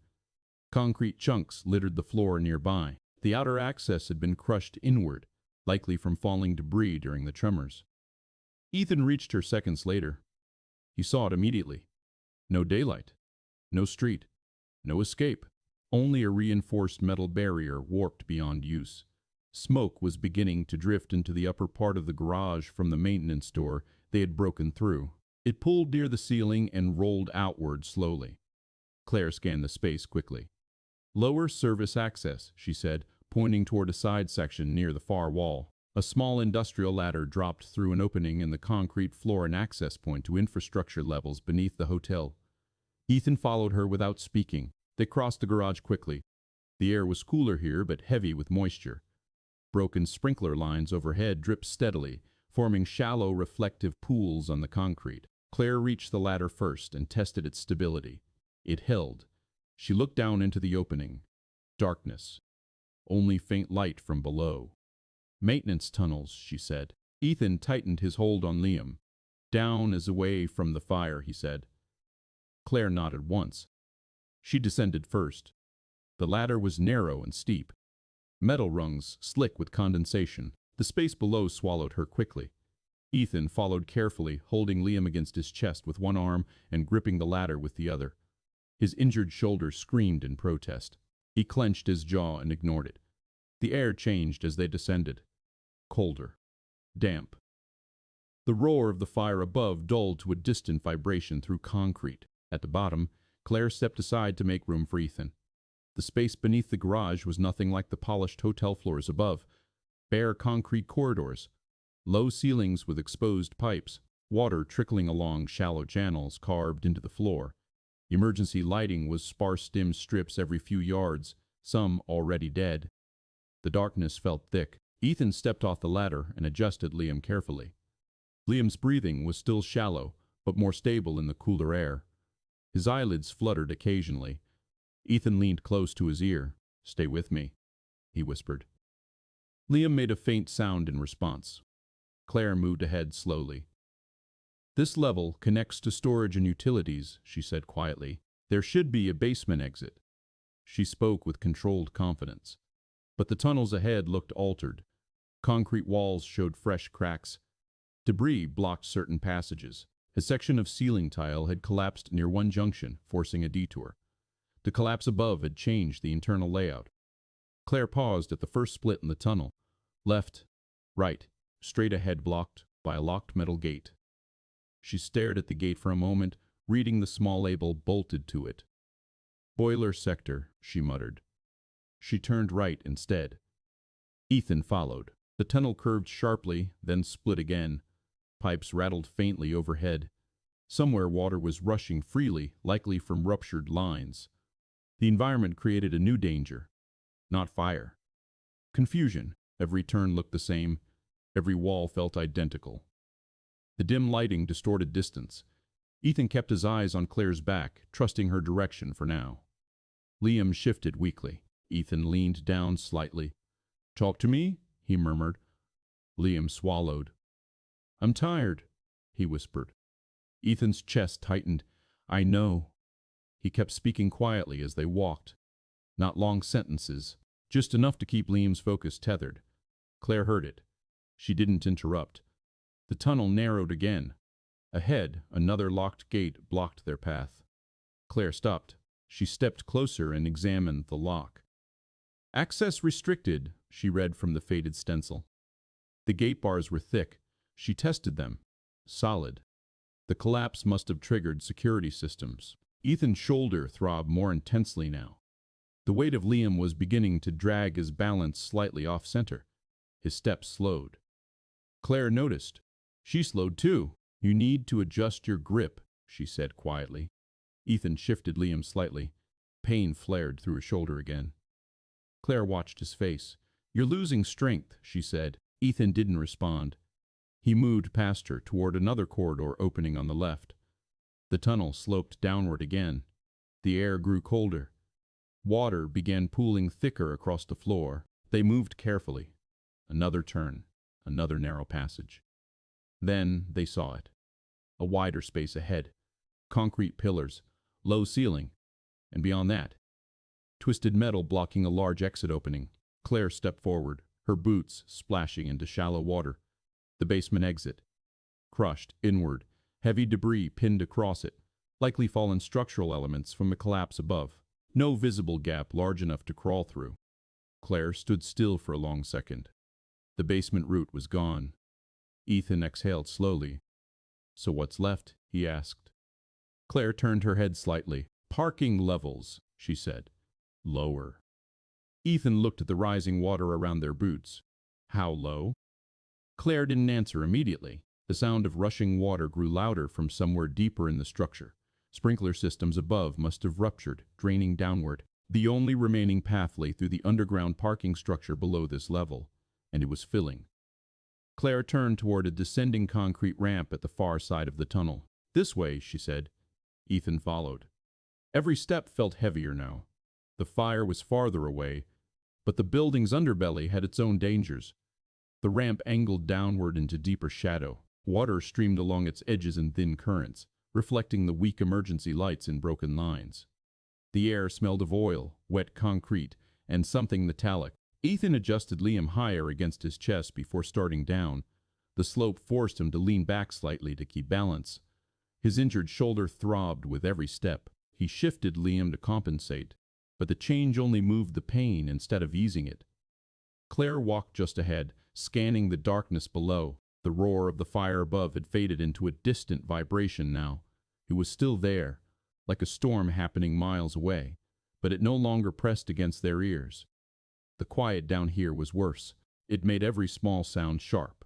Water dripping, boots splashing, pipes ticking as they cooled or burst.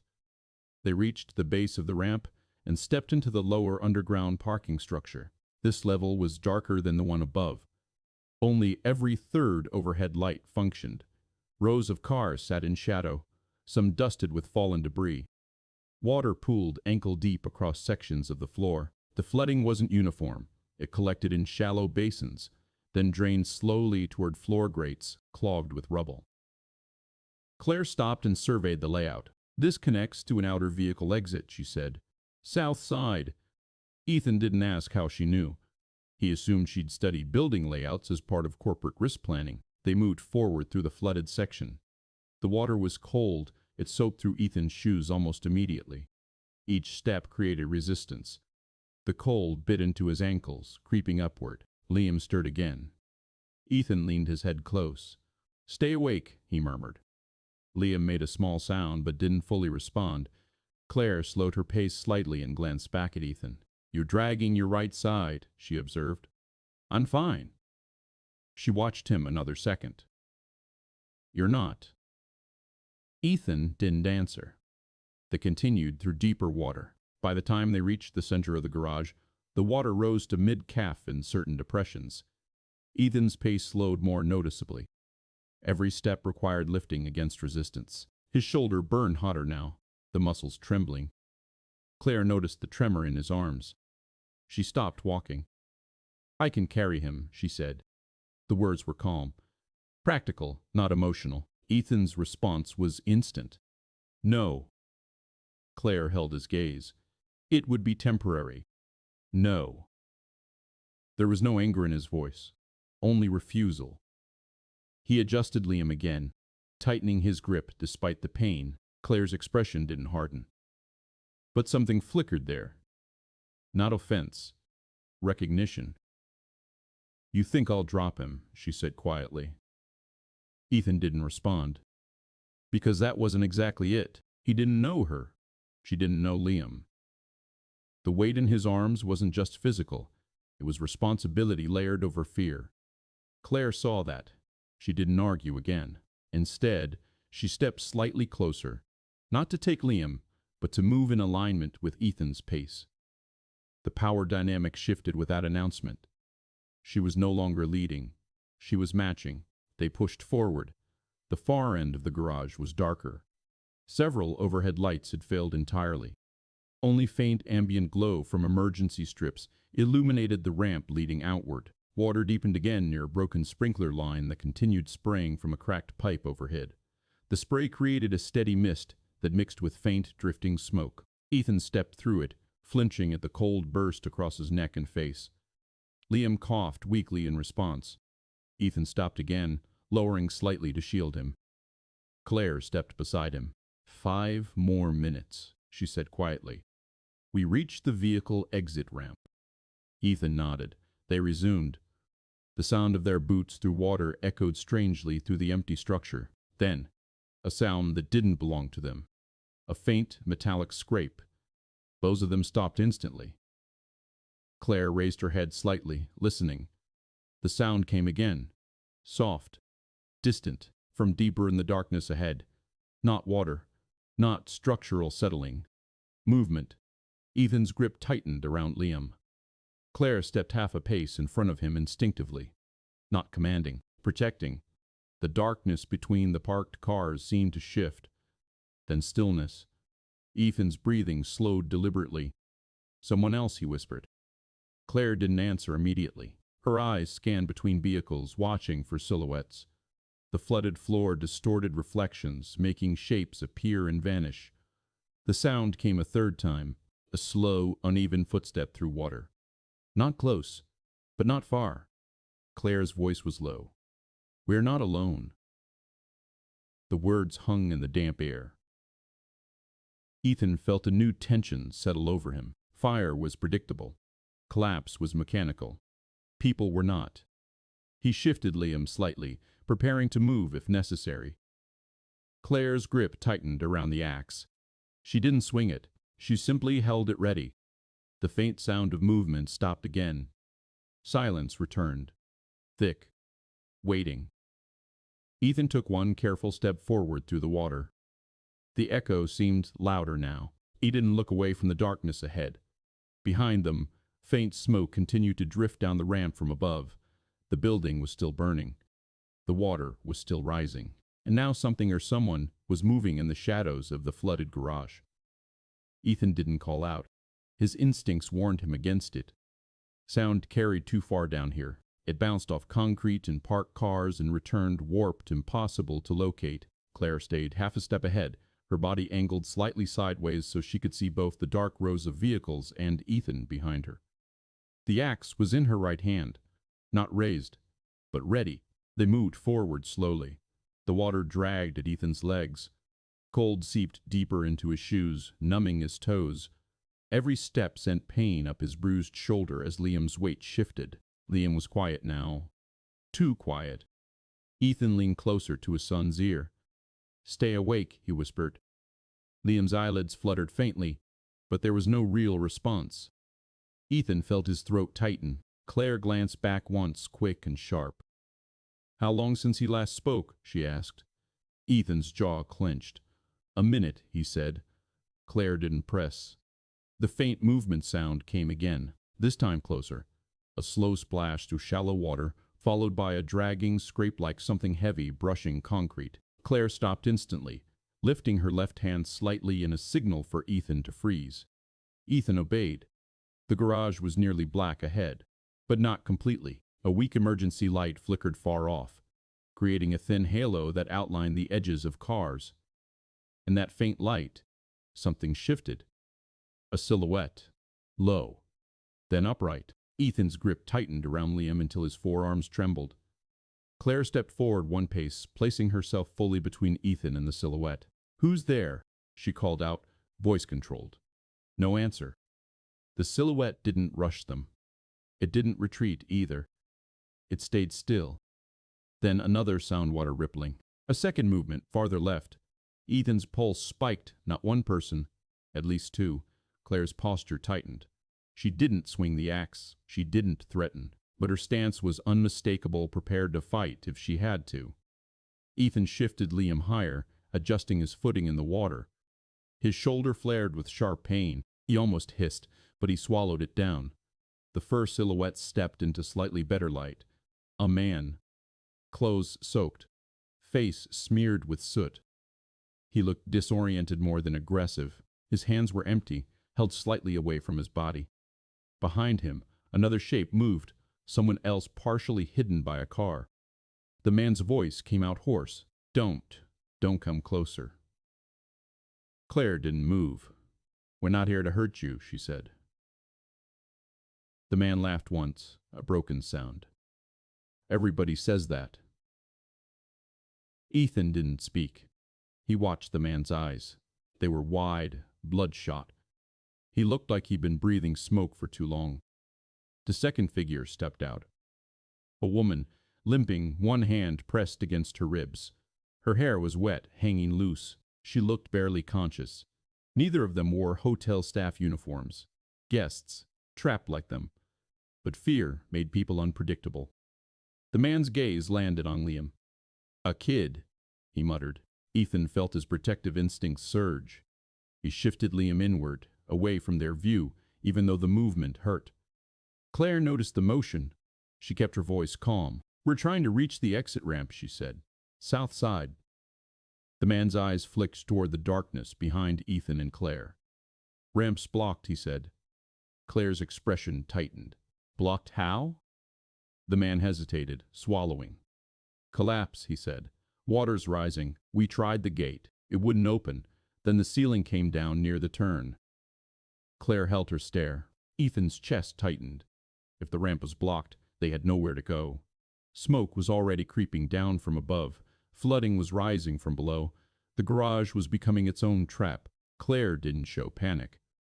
But Ethan saw the slight shift in her eyes. The calculation. The man took a step closer, splashing water. Claire lifted the axe slightly, just enough to stop him. "Stay there," she said. The man froze. Ethan didn't like the tension building. He didn't like the way the man's gaze kept darting toward Liam. The woman beside the man coughed and bent slightly, struggling for breath. That softened the edge of the moment. They weren't predators. They were survivors. The man spoke again, quieter now. "There's another way," he said. "But it's bad." Claire didn't lower the axe. "Where?" The man pointed vaguely into the darkness. "Maintenance tunnel," he said. "Flooded, but it leads to the storm drain access, maybe outside." Ethan's throat burned. He didn't trust the stranger's directions, but he also didn't have better information. Claire glanced back at Ethan briefly. A silent exchange. No trust yet, but necessity. Ethan nodded once. Claire looked back at the man. "Show us," she said. The man hesitated, then nodded. He turned, motioning for them to follow. The woman limped beside him. Ethan stepped forward, water splashing softly. His pace was slower now, his shoulder burning with every movement. Claire walked beside him, not ahead this time, close enough that if he slipped, she could catch him. Not touching, just present. They moved deeper into the flooded garage, guided by the stranger's shaky path through darkness. Behind them, smoke continued to seep down from the ramp they had descended. Ahead, the water grew deeper, and Ethan could feel his strength fading in small, dangerous increments. But he kept moving. Because Liam's life wasn't negotiable, and because the building was closing around them from every direction. The last thing Ethan heard as they passed between two rows of cars was a deep rumble from above, distant, heavy, structural. Another warning, another countdown. They disappeared into the darker section of the garage, following a path that might not exist anymore. And the water kept rising around their legs. The water felt wrong the moment Ethan stepped deeper into it. It wasn't clean floodwater. It was dark, oily in places, carrying debris that bumped against his boots. The smell was sharp stale fuel, damp concrete, and something sour underneath. Every step sent ripples through the black surface, and the cold climbed up his legs immediately, biting through fabric and skin. The emergency lights were gone now. No flickering strips, no dim safety glow. Only weak gray light filtered down from cracks above fractured seams in the ceiling where smoke and heat had damaged the structure. It wasn't enough to see clearly. It was enough to make shadows look like movement. Ethan kept Liam close, his arm locked around the boy's shoulders. Liam was no longer being carried. Ethan couldn't do it anymore, not without risking a fall in the water. His shoulder had tightened into a stiff knot of pain. Every time he lifted Liam, it felt like something tore deeper. So Liam walked. But he wasn't walking well. His steps were short, uneven. His knees shook each time he pushed through the freezing water. His teeth chattered loudly, the sound sharp in the dead garage. "Dad," Liam whispered, voice trembling. "I'm cold." "I know," Ethan said, tightening his grip. "Just keep moving." His words came out harsher than he meant. Not anger. Fear. They moved through the flooded rows of parked cars like ghosts. The two strangers from before were gone, now either lost in the dark or turned away. Ethan hadn't watched them leave. He couldn't afford to. Claire stayed beside him, her posture stiff, her head constantly turning as if she could read the garage in darkness through instinct alone. Water reached Liam's knees in a deeper dip. He gasped and nearly stumbled. Ethan caught him instantly, pulling him back upright. Liam's shivering became violent, full-body tremors that shook his small frame. Ethan's stomach tightened. Smoke and fire had been the enemy above. Down here, it was cold. And cold worked slowly, without drama, until the body simply stopped. Claire's voice came low beside him. "We need shelter," she said. Ethan didn't respond. He kept moving forward, scanning the darkness for any sign of an exit ramp. Claire moved ahead 2 steps, then stopped. "There," she said, pointing. Ethan squinted. A small structure sat against a concrete pillar, a security booth. Glass windows, metal frame, half flooded at the base. The door was shut. Claire waded toward it without hesitation. The water around her legs rippled sharply. She tried the handle. Locked. She didn't waste time. She lifted the axe and drove the blade into the window. The glass cracked in a spiderweb pattern. She struck again. It shattered inward. Claire reached through carefully and unlocked the door from inside. Ethan brought Liam closer as Claire swung the booth door open. Inside, the booth was cramped and smelled of mildew and stale sweat. The floor was dry for now, elevated slightly above the flood level. Claire stepped inside first and began searching, immediately pulling open drawers, checking shelves, scanning the corners. Ethan guided Liam in. Liam climbed onto the small bench inside and curled forward, shaking. Ethan crouched in front of him. "Stay awake," he said quietly. Liam nodded weakly, but his eyes were heavy. Claire found a jacket hanging on a hook behind the chair. Old, thick, probably a security guard's. She grabbed it and tossed it toward Ethan. Ethan caught it and wrapped it around Liam's shoulders immediately, tucking it in tight around his chest. Liam's shivering didn't stop, but it slowed slightly.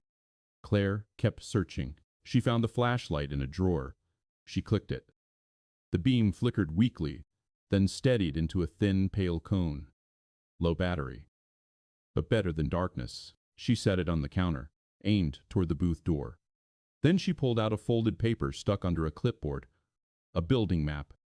Water-stained, edges ruined. But the central layout still visible. Claire smoothed it out with both hands. Her eyes scanned quickly. Ethan watched her face. It was focused, calculating, like she was back in her world again. Decisions, routes, outcomes. Claire traced a finger along the map. "Ramp exit is this way," she said. Ethan stood immediately, ready to move. Claire's finger paused, her eyes narrowed. Then she looked up. "Wait." Ethan's jaw tightened. "What?" Claire pointed to a section of the map. then toward the darkness outside. That ramp runs along the east wall, she said. If the collapse hit that section… Ethan didn't let her finish. He opened the booth door and stepped out into the freezing water again.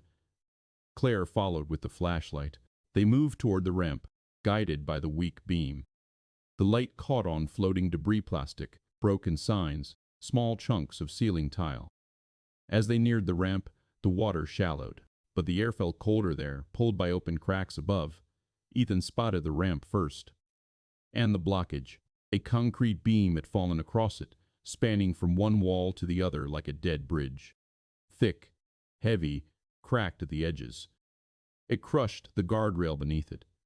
Debris piled around the base. No way through. Ethan stood still for a moment, staring. His chest tightened until breathing hurt. Claire stepped beside him, shining the flashlight along the beam. Not passable, she said.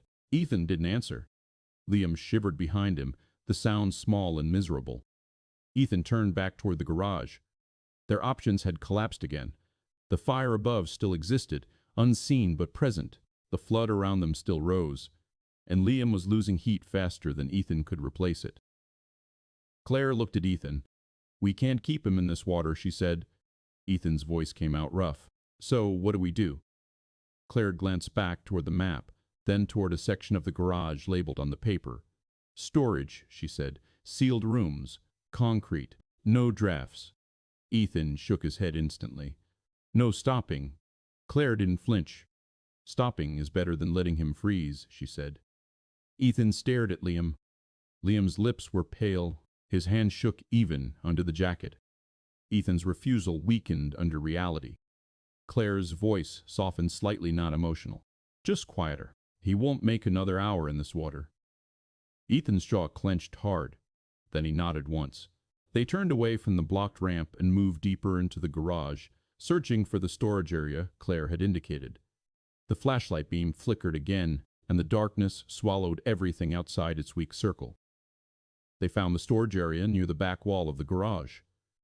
It wasn't marked clearly, just a reinforced metal door recessed between two concrete pillars, half hidden behind stacked plastic bins and a rusted cart. The water was shallower here, but the cold had already done its work. Liam's shivering had turned to uneven, violent tremors, followed by small pauses that frightened Ethan more than the shaking itself. Ethan pushed the bins aside with his boot. Claire stepped forward and tested the handle. Locked, of course. She didn't speak this time. She lifted the axe. The first strike hit the lock plate squarely. The impact rang through the garage. Ethan flinched, glancing toward the dark rows of vehicles behind them. The sound felt too loud, too visible. Claire struck again. The metal bent. A third hit split the plate from the frame. She kicked the door near the latch. It swung inward with a dull thud. Cooler, drier air met them. Ethan stepped inside immediately, lifting Liam from the water and carrying him the last few feet, despite the pain that tore through his shoulder. The storage room was cramped but solid. Concrete walls. No windows. Shelving units bolted into place. Cardboard boxes stacked high. A faint, musty smell filled the air. The floor was dry. Claire pulled the door mostly shut behind them, leaving only a narrow crack. The darkness inside was complete. She switched on the flashlight and aimed it upward, resting it on a shelf so the weak beam spread across the ceiling. The room felt sealed, protected from drafts. Ethan set Liam down gently on flattened cardboard. Liam's body curled inward automatically, trying to conserve heat. Ethan knelt immediately, rubbing Liam's arms and legs through the layers. "Stay with me," he murmured. Liam's teeth chattered uncontrollably. Claire moved quickly now, not commanding, not cold, focused. She began pulling down cardboard boxes from the shelves, tearing them open. Inside were cleaning supplies, old uniforms, folded drop cloths. She grabbed everything fabric-based and laid it beside Ethan. "Insulate him," she said. Ethan wrapped the drop cloth around Liam's legs, then layered flattened cardboard beneath him to lift him off the cold concrete. Claire removed her coat without hesitation and placed it over Liam's chest. Ethan looked at her sharply. "You'll freeze," he said. "I won't," she replied. Her tone left no room for debate. Ethan hesitated only a moment before focusing back on Liam. He pulled off Liam's soaked shoes and socks. The skin underneath was pale, almost gray. Claire crouched opposite him and began rubbing Liam's feet gently but firmly, restoring circulation without shocking his body. Ethan watched her hands. Steady. Careful. Not fragile. She didn't look like someone out of place in discomfort. She looked like someone adapting. Liam's breathing steadied slightly, but the shivering continued. Ethan removed his own outer layer and draped it over Liam's lower half, keeping the boy wrapped as tightly as possible. The room grew warmer slowly, not because the temperature changed, but because they had reduced exposure. Claire shifted to Ethan's side and examined his shoulder without asking permission this time. The fabric was torn and damp. "You're swelling," she said quietly. "It doesn't matter. It will." Ethan didn't answer. Claire didn't push. Instead, she repositioned the flashlight so it angled lower, conserving battery. The beam flickered weakly again. The room fell mostly into shadow, but the enclosed air felt still. For the first time since the collapse, they weren't moving. That felt wrong to Ethan. Every instinct screamed that stopping meant dying. Claire seemed to sense it. "We're buying him time," she said quietly. Ethan's jaw tightened. "And what happens when the water rises, or the fire reaches this level?" Claire didn't flinch at his tone. "We leave before that," she said. Her patience grated against his urgency. Ethan leaned forward, pressing his forehead briefly against Liam's. "He shouldn't be here," Ethan said under his breath. Claire didn't respond immediately, because there was nothing useful to say. Liam's shivering began to lessen gradually, not because he was warmer yet, but because exhaustion was overtaking him. Ethan saw it. His fear sharpened instantly. "No," he whispered. "Stay awake." He shook Liam gently. Liam's eyes opened halfway. Claire leaned in. "Talk to him," she said. Ethan did. Short sentences, familiar words, repeating small memories. Anything to keep Liam's focus tethered. Claire watched. Her world had always been about systems, outcomes, control. This was different. This was raw survival measured by breath and body heat. Ethan's desperation filled the room. Claire's patience held it steady. The flashlight flickered again, then dimmed slightly. Claire checked it. Battery nearly drained. The sealed space fell tighter suddenly. Air heavier. Ethan became aware of it slowly. The room had no active ventilation. The door crack was minimal. They were preserving heat, but they were also limiting airflow. Ethan lifted his head slowly. "Do you feel that?" he asked. Claire went still. She took a slow breath. The air felt thicker, subtle, but present. Ethan's chest tightened. He looked at the nearly sealed door. Smoke could seep under. Oxygen could thin. Above them, faint vibrations traveled through the concrete. A deep, distant shift. Not close, but moving. The fire was changing direction again, and this room sealed, insulated, might become a trap. Ethan stood slowly. Claire followed his gaze toward the door. Neither of them spoke. The silence carried the truth. They couldn't stay long. Not without losing air. Ethan moved to the door first. He didn't fling it open. He didn't panic. He placed his palm flat against the metal and held it there. Warm, not burning, but warmer than it had been when they entered. The air inside the room felt thicker now, not dramatically, just enough that each inhale required more effort than the last. Claire stood beside him and drew a slow breath through her nose. "Carbon buildup," she said quietly, "or smoke creeping in." Ethan glanced back at Liam. The boy lay wrapped in layers of cardboard and fabric, small chest rising and falling in shallow rhythm. The shivering had stopped almost entirely now. That frightened Ethan more than the tremors had. He crossed back to Liam and crouched down. "Liam," he said softly. No response. He touched his son's cheek. Cooler than before. Ethan's pulse jumped. "Liam," he repeated, firmer. Liam's eyelids fluttered, barely. A thin breath escaped him. Claire stepped closer. "We can't let him sleep," she said. Ethan's voice sharpened. "He's not sleeping. He lifted Liam gently into a seated position, keeping the blankets wrapped tight around him. "Stay with me," Ethan whispered urgently. "Look at me." Liam's eyes opened halfway, unfocused. Claire knelt on the other side and adjusted the coat around his shoulders, sealing warmth back in. The flashlight flickered again and dimmed further, the beam thinning into a weak yellow cone. The room darkened. Ethan felt the air change again. Subtle pressure in his chest. The sealed room had preserved heat, but it was costing oxygen. Above them, the building shifted. A deep rolling vibration traveled through the concrete ceiling, followed by a distant crack that echoed faintly down through layers of structure. Dust sifted from the upper seam of the wall. Claire's eyes lifted toward the ceiling. "The fire's moved," she said. Ethan stood abruptly. "We're leaving." Claire didn't argue this time. She crossed to the door and pulled it open wider. Cooler air pushed in, immediately damp, but breathable. Smoke drifted faintly along the garage ceiling outside, but it hadn't fully filled the lower level yet. They had minutes, not hours. Ethan lifted Liam again despite the pain that shot through his shoulder so sharply he nearly staggered.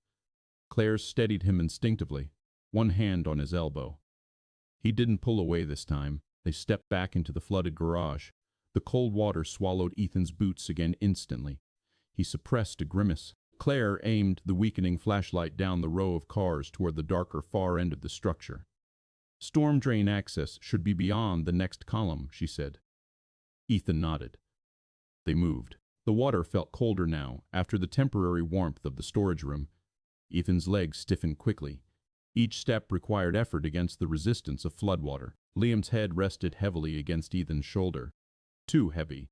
"Talk to me," Ethan said again. Liam made a faint sound. It wasn't words, but it was something. They passed the spot where they had first heard movement earlier. Now it was empty. Silent. The darkness between cars felt deeper.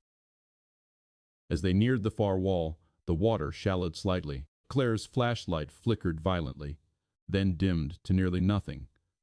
She tapped it once. The beam returned faintly. "Almost gone," she said. Ethan didn't answer. Ahead, a concrete archway opened into a lower side section of the garage. Near it, a grated storm drain opening sat half submerged in water. Claire moved closer, angling the flashlight beam downward. The drain wasn't just a grate. It was an access corridor behind the Gorilla maintenance tunnel for runoff. The metal bars were thick but corroded. Water streamed steadily into the opening. Ethan's chest tightened. "It leads out?" he asked. Claire crouched, studying the structure. "It should connect to the external drainage channel," she said. "But it's narrow." Ethan looked down at Liam, then at the dark opening. He could hear water rushing faintly beyond it. Above them, another deep rumble rolled through the building. Louder this time, closer. Concrete cracked somewhere behind them. Claire stood quickly. "The structure's shifting again," she said. Ethan felt it too, a vibration under his boots. The garage ceiling groaned faintly. Smoke thickened slightly along the upper corners. The fire above was no longer distant. It was moving downward through ventilation shafts and structural seams. Ethan stepped closer to the drain opening. If they went through, they would be crawling through foul runoff in near darkness. If they stayed, oxygen and structure would fail. He shifted Liam in his arms. "Stay with me," he whispered again. Claire stepped beside him, her voice steady despite the tremor in the building. "We move now," she said. Ethan nodded once. Behind them, the storage room they had sheltered in was swallowed by drifting smoke. Above them, the fire shifted again with a heavy, cracking roar. And Ethan realized something else. The air was thinning. Even out here, every breath felt slightly harder than the last. The garage, like the storage room, was becoming sealed by smoke and collapse. Oxygen was running out everywhere. Ethan crouched near the drain, bracing himself to pry the grill loose. Claire positioned herself opposite him, ready to help. The flashlight flickered one final time, then went dark. They were left in dim gray light from cracks above and the faint glow of distant emergency signs. The building groaned, water rushed, and the air felt heavier by the second. Ethan tightened his grip on the metal grill. They had one direction left. Down. They didn't go through the drain. Not yet. Ethan had his hands on the corroded grill, fingers curled around the metal, ready to pry. Claire was positioned opposite him, axe angled low, prepared to wedge it into the frame. The air was cold enough to numb their knuckles, and the water rushing into the opening made the darkness beyond feel alive. Then the garage shuddered again. A deeper tremor than before. The ceiling groaned with a drawn-out crack that made Ethan freeze mid-motion. Dust drifted down in thin sheets. Somewhere above, something heavy collapsed, with a muffled boom that rolled through the structure like thunder. Claire's head snapped upward. "Stop," she said. Ethan didn't argue. He didn't need convincing. The air itself changed after the collapse. It thickened. Not from smoke this time, but from disturbed dust and debris. Fine particles floated in the dim light like ash, making the garage feel even smaller. Claire backed away from the drain opening, pulling Ethan with her by the sleeve. They retreated toward a shallow alcove between two concrete support columns. A maintenance recess, half hidden behind an abandoned SUV. The water there was lower, only ankle deep. Ethan lowered himself carefully, his shoulder flaring with pain as he shifted Liam's weight. Liam leaned heavily against him, wrapped in layers of damp fabric and Claire's coat. The boy's eyes were half open but glassy, unfocused. His breathing was shallow, but at least it was steady. Ethan pressed his lips to Liam's forehead. Cool, too cool for a child who had been coughing and overheating earlier. That didn't reassure him. It made his stomach tighten. They couldn't move forward. Not without risking collapse.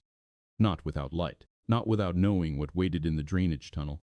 They were trapped in the flooded garage, wedged into a pocket of temporary safety. The kind of safety that could disappear without warning. Claire crouched down and placed the axe beside her. She pulled the ruined building mat from her coat pocket, smoothing it carefully against her knee despite the dampness. It was mostly unreadable now. The ink had bled into gray stains. But Claire studied it anyway. Ethan watched her in the dimness. She wasn't pretending anymore. She wasn't performing leadership for an audience. There was no one to impress down here. Still, she stayed sharp. Her eyes moved across the paper like she was trying to force meaning out of ruined lines.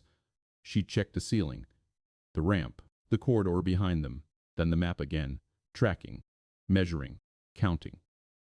Ethan looked away and focused on Liam. He pulled Liam closer into his chest, wrapping both arms around him, creating a barrier against the cold air and wet concrete. "You're okay," Ethan murmured, though he didn't believe it. Liam's lips trembled slightly. "I'm tired," Liam whispered. Ethan swallowed. "I know." He didn't tell Liam to be brave. He didn't tell him to hold on. Those words felt useless. Instead, Ethan shifted his body so Liam's back rested against his chest, and he began rubbing the boy's arms in slow circles, keeping circulation moving. Minutes passed. Then more. Time didn't feel normal down here. Without lights, without sound, it stretched into something thick and shapeless. Above them, the building creaked occasionally. Far away. Not constant, but enough to remind them the hotel was still burning and collapsing in pieces. Smoke drifted faintly through cracks overhead, but it didn't reach them fully yet. It hung higher, trapped by the ceiling. Claire kept her head tilted upward often, listening. Ethan noticed she wasn't closing her eyes, not even for a second. Her posture stayed upright, controlled, despite the cold soaking through her clothes. She wasn't resting. She was waiting. Waiting for a sound that meant rescue crews had reached this level. Waiting for a shift in air pressure that meant a door had opened somewhere. Waiting for anything that proved the world outside still existed. Ethan's arm began to tremble. Not from fear. From strain. The muscles in his shoulder and forearm quivered uncontrollably as he held Liam close. Cold had stiffened the joint. Pain had tightened the tendons. He tried to adjust his grip, but every change sent a fresh spike of pain through him. He clenched his teeth, forcing himself not to make noise. Claire saw it anyway. She didn't comment right away. She simply watched Ethan's hand shake against Liam's jacket, the tremor growing worse the longer he held still. After another minute, Claire spoke. "Your arm is going to fail," she said quietly. Ethan didn't look at her. It's fine. It's not fine. Ethan's jaw tightened. Claire's voice stayed controlled, but there was a harder edge now. Not anger. Responsibility. You can't protect him if you can't use your arm. Ethan finally looked at her. His eyes were tired, red, heavy with anger that wasn't aimed at her personally. I don't need a lecture, he said. Claire didn't react emotionally. She simply shifted closer, lowering her voice. I'm not lecturing you. Ethan looked away again. He tightened his grip around Liam, as if refusing her help would keep his world intact. Claire fell silent. But she didn't move away. She remained close, watching the ceiling, listening, tracking time. And Ethan realized something he hadn't expected. Claire Voss wasn't waiting to be saved. She was managing survival like it was a duty. Even now, even with no audience. Liam shifted slightly in Ethan's arms. His skin felt warmer suddenly. Ethan noticed immediately. He pressed his palm to Liam's cheek. Warm. Too warm. Ethan's chest tightened. The boy's breathing changed, becoming faster again. Ethan's eyes narrowed. No, he whispered. Claire's head turned sharply. What? Ethan didn't answer. He leaned down, pressing his lips to Liam's forehead again. Hot. Not from the cold environment. From inside. Ethan's stomach dropped. Liam's fever was back. And this time had no clean water, no medicine, no way out. Ethan stared into the dimness, his throat tightening until swallowing hurt. They had waited, and the waiting might have cost them. Ethan shifted Liam gently, trying to sit him up. Liam's head lolled forward, heavy. His eyes opened halfway, unfocused, then closed again. Ethan felt panic rise, sharp and fast, but he forced it down. Panic wasted air. Panic wasted time. He cupped Liam's face. Hey, he said quietly, look at me. Liam's lips moved, but no sound came out.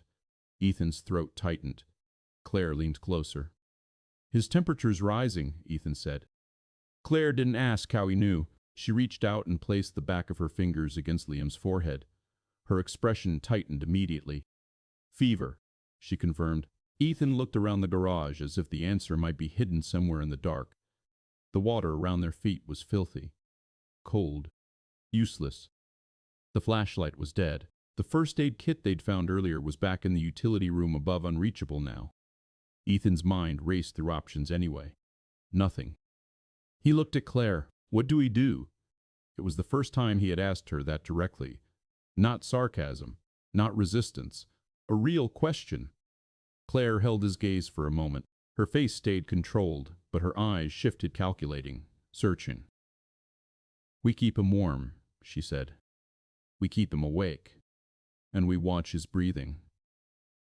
Ethan swallowed. That's not enough. No, Claire admitted, but it's what we have. Ethan's jaw clenched hard. The helplessness felt like choking. He pulled Liam closer against his chest again, wrapping Claire's coat tighter around him, tucking the fabric under the boy's arms to trap heat. Liam shivered once, then stopped. That frightened Ethan even more. Ethan rubbed Liam's arms harder, trying to keep circulation moving. Claire watched his shaking hand again. The tremor had worsened. Ethan tried to hide it by shifting his grip, but the shaking followed, spreading through his forearm like a fault line. Claire moved closer, her voice quiet. You need to let me wrap it. Ethan didn't answer. He stared at Liam's face, watching for the next breath. Claire didn't push with words. Instead, she reached slowly toward Ethan's injured arm, stopping just short of touching him. Ethan's eyes flicked up sharply. Claire froze, hand hovering. I'm not taking him, she said. I'm not trying to control you, but your shoulder is going to lock up. You won't be able to hold him. Ethan's throat tightened. The idea of not being able to hold Liam felt worse than the fire. He didn't respond. But he didn't pull away either. That was enough. Claire moved carefully, like someone approaching a wounded animal. She removed a strip of fabric from the torn lining of her coat cleaner than anything else they had. She folded it into a thick wrap. Then she reached for Ethan's shoulder. Ethan inhaled sharply as her fingers touched him. The bruised area was swollen, stiff, radiating heat despite the cold air. Claire's grip was firm but controlled. "Tell me if it's too much," she said. Ethan gave a short nod, jaw clenched. Claire guided his arm slightly outward, testing range of motion. Ethan hissed through his teeth as pain flared. Claire stopped immediately. "Not dislocated," she murmured, "but strained. Hard impact." Ethan's voice came out rough. "Just wrap it." Claire didn't waste time. She positioned the folded fabric across his shoulder and upper arm, then pulled another strip around his torso, creating a crude sling that pinned his arm closer to his body. She tied it tight enough to stabilize, not tight enough to cut circulation. Ethan felt the pressure immediately. It hurt, but it reduced the shaking. His arm stopped trembling as violently. He exhaled slowly, realizing he hadn't been breathing properly. Claire finished the knot and sat back. For a moment, neither of them spoke. The air in the garage felt heavier again. Above them, the building creaked faintly. A distant rumble rolled through the concrete. Claire tilted her head upward, listening. Ethan watched her. He saw the strain in her face now, the fatigue building under the surface. She was staying awake longer than she should, listening for rescue crews that might never come, tracking time in a place where time didn't matter. Still, she didn't rest. Ethan's gaze dropped to her hands. They were scraped, dirty. The nails chipped, not the hands of someone who lived in comfort every day. Or maybe they were, but she had learned to hide the softness. Ethan looked away, focusing back on Liam. Liam's face was flushed now. His breathing was faster but shallow. His lips were dry. His eyelids trembled like he was fighting sleep and losing. Ethan pressed his palm to Liam's cheek again. Hot. He swallowed hard. He leaned closer to Liam's ear. "Hey," he whispered. "You're with me. You hear me?" Liam's eyes opened slightly. He looked at Ethan without really seeing him. Then his gaze drifted. Ethan's chest tightened. Claire watched the exchange silently. Her expression wasn't pity. It was something closer to recognition, like she was seeing a kind of fear she had never carried herself. Not fear of death. Fear of losing someone you were responsible for. Ethan spoke again, quietly, forcing normality into the dark. "You remember the plane ride?" he murmured. "You said the clouds looked like mountains. You remember that?" Liam's lips moved faintly. "Yeah," he whispered. Ethan felt a small, sharp relief. Claire's eyes stayed on Liam. She seemed to be measuring how fragile the boy was, how quickly he could slip away. The garage water rippled slightly near a distant row of cars. Ethan's head snapped up. Claire noticed too. Both of them went still. The ripple stopped. Silence returned. Claire lowered her voice. "We're not alone down here," she said. Ethan didn't respond. He listened. Nothing. Only dripping water and the faint, distant roar of fire above. Minutes passed again. Longer. Claire's posture remained upright. Her eyes stayed open. Ethan realized she was forcing herself to stay awake, not because she was stubborn, but because she had decided that if anyone was going to hear rescue crews first, it would be her. And if rescue never came, she would be the one to make the next decision. Ethan's earlier hatred of her, of what she represented, began to dull at the edges. Not forgiveness, just clarity. She wasn't a simple down here. She was just a person refusing to collapse. Liam's fever continued to rise. Ethan could feel it through every layer of fabric. And deep down, Ethan knew what that meant. Smoke inhalation. Infection. Shock. His son's body was losing the fight. Ethan's hands tightened around Liam's shoulders. Claire's voice came quiet beside him. "If the smoke above shifts again, we may have to move." Ethan stared into the darkness.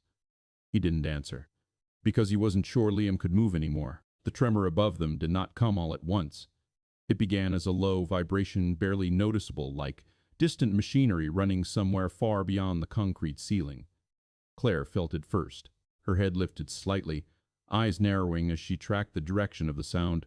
She had been listening for hours now, measuring every creak, every shift, trying to separate normal structural settling from danger. This was different. It was rhythmic, followed by a deeper cracking noise that traveled downward through the pillars. Ethan felt it a second later. The water around their ankles trembled in thin ripples. Dust sifted down from the garage ceiling in faint gray trails. The fire above had moved again, not spreading wildly. Repositioning.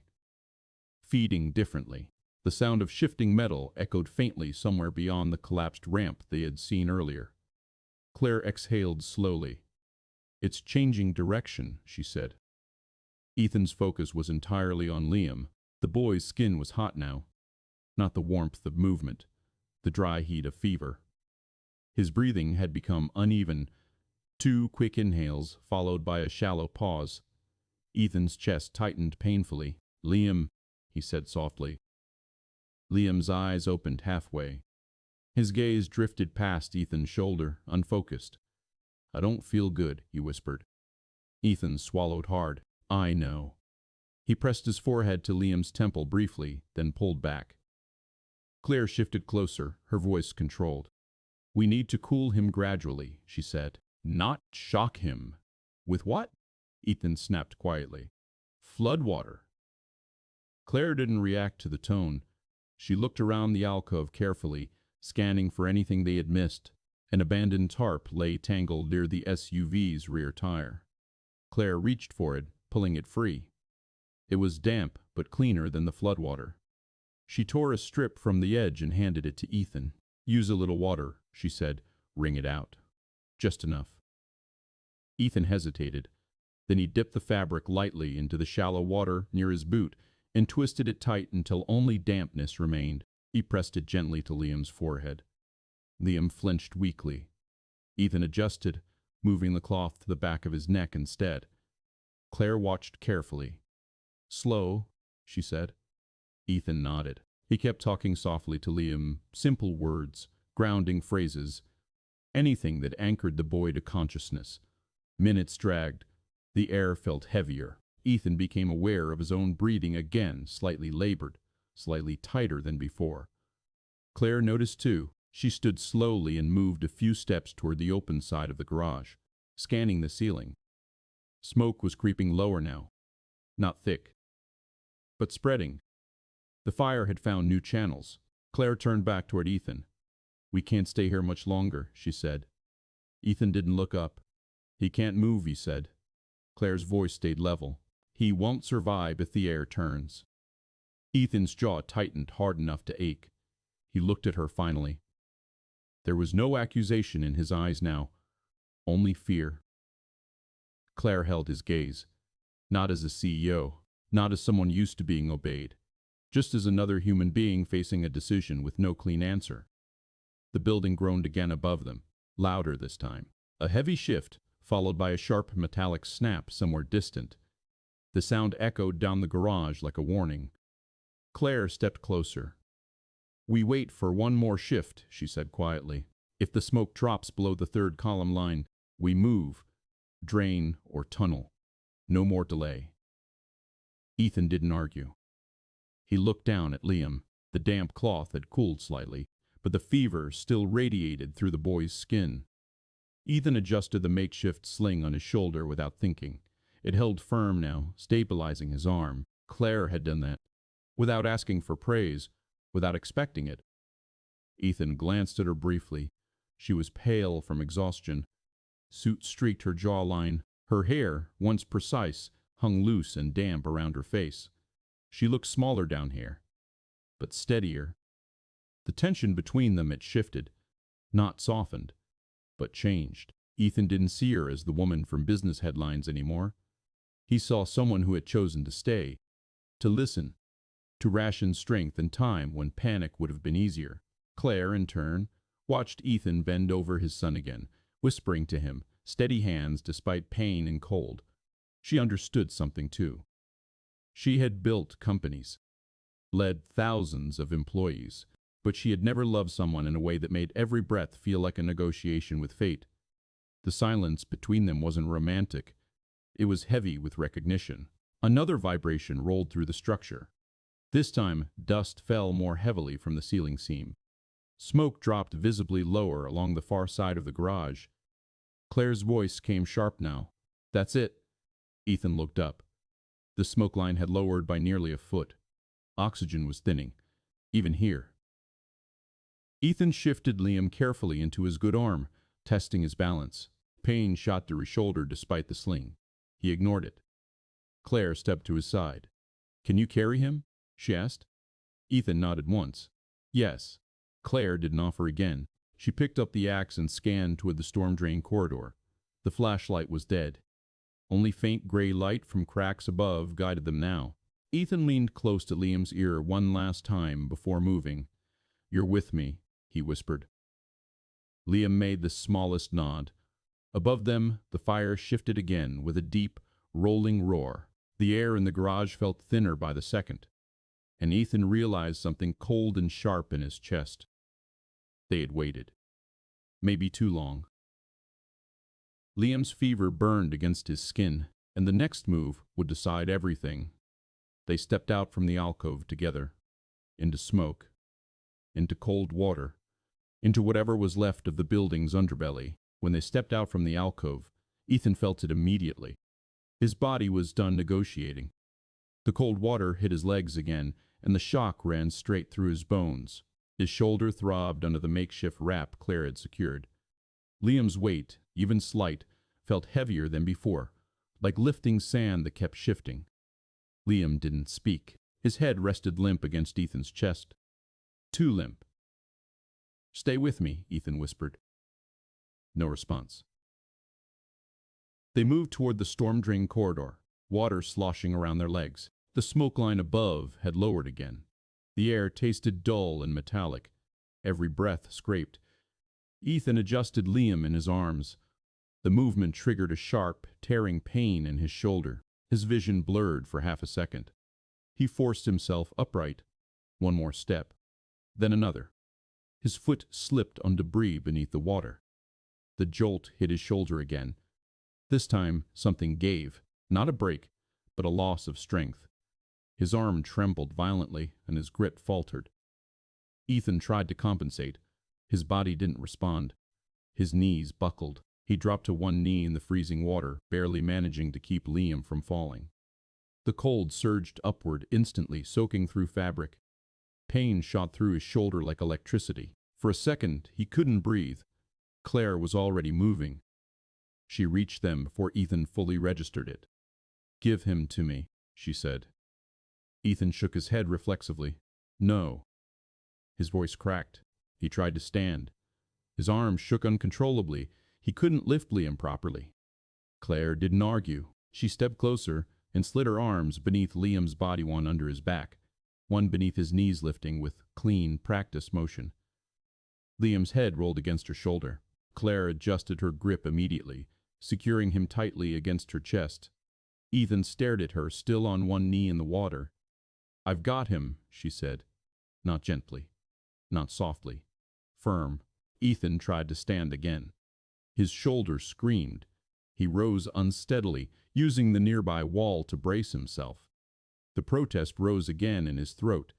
He swallowed it. Because she was already walking, Claire moved forward through the water, boots steady, body angled to protect Liam's head from impact if she slipped. Ethan staggered beside her, one hand trailing along the concrete wall for balance. The power shift hit him like another collapse. Claire was physically holding the one thing he would die to protect, and he couldn't stop her. Not because she took it from him, because he failed to carry it. His chest tightened with something heavier than fear. Claire didn't look at him. She focused forward. "Stay with me," she murmured to Liam. Ethan heard it. Her tone wasn't corporate.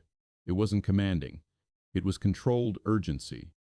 They reached the storm drain opening. Claire crouched slightly, adjusting her grip, then stepped around it instead. "No," she muttered. "Too narrow for him like this." Ethan nodded faintly. His breathing was uneven now, pain radiating from shoulder to ribs. "Vehicle bay," he said hoarsely. Claire followed his gesture toward a darker section of the garage near the perimeter wall.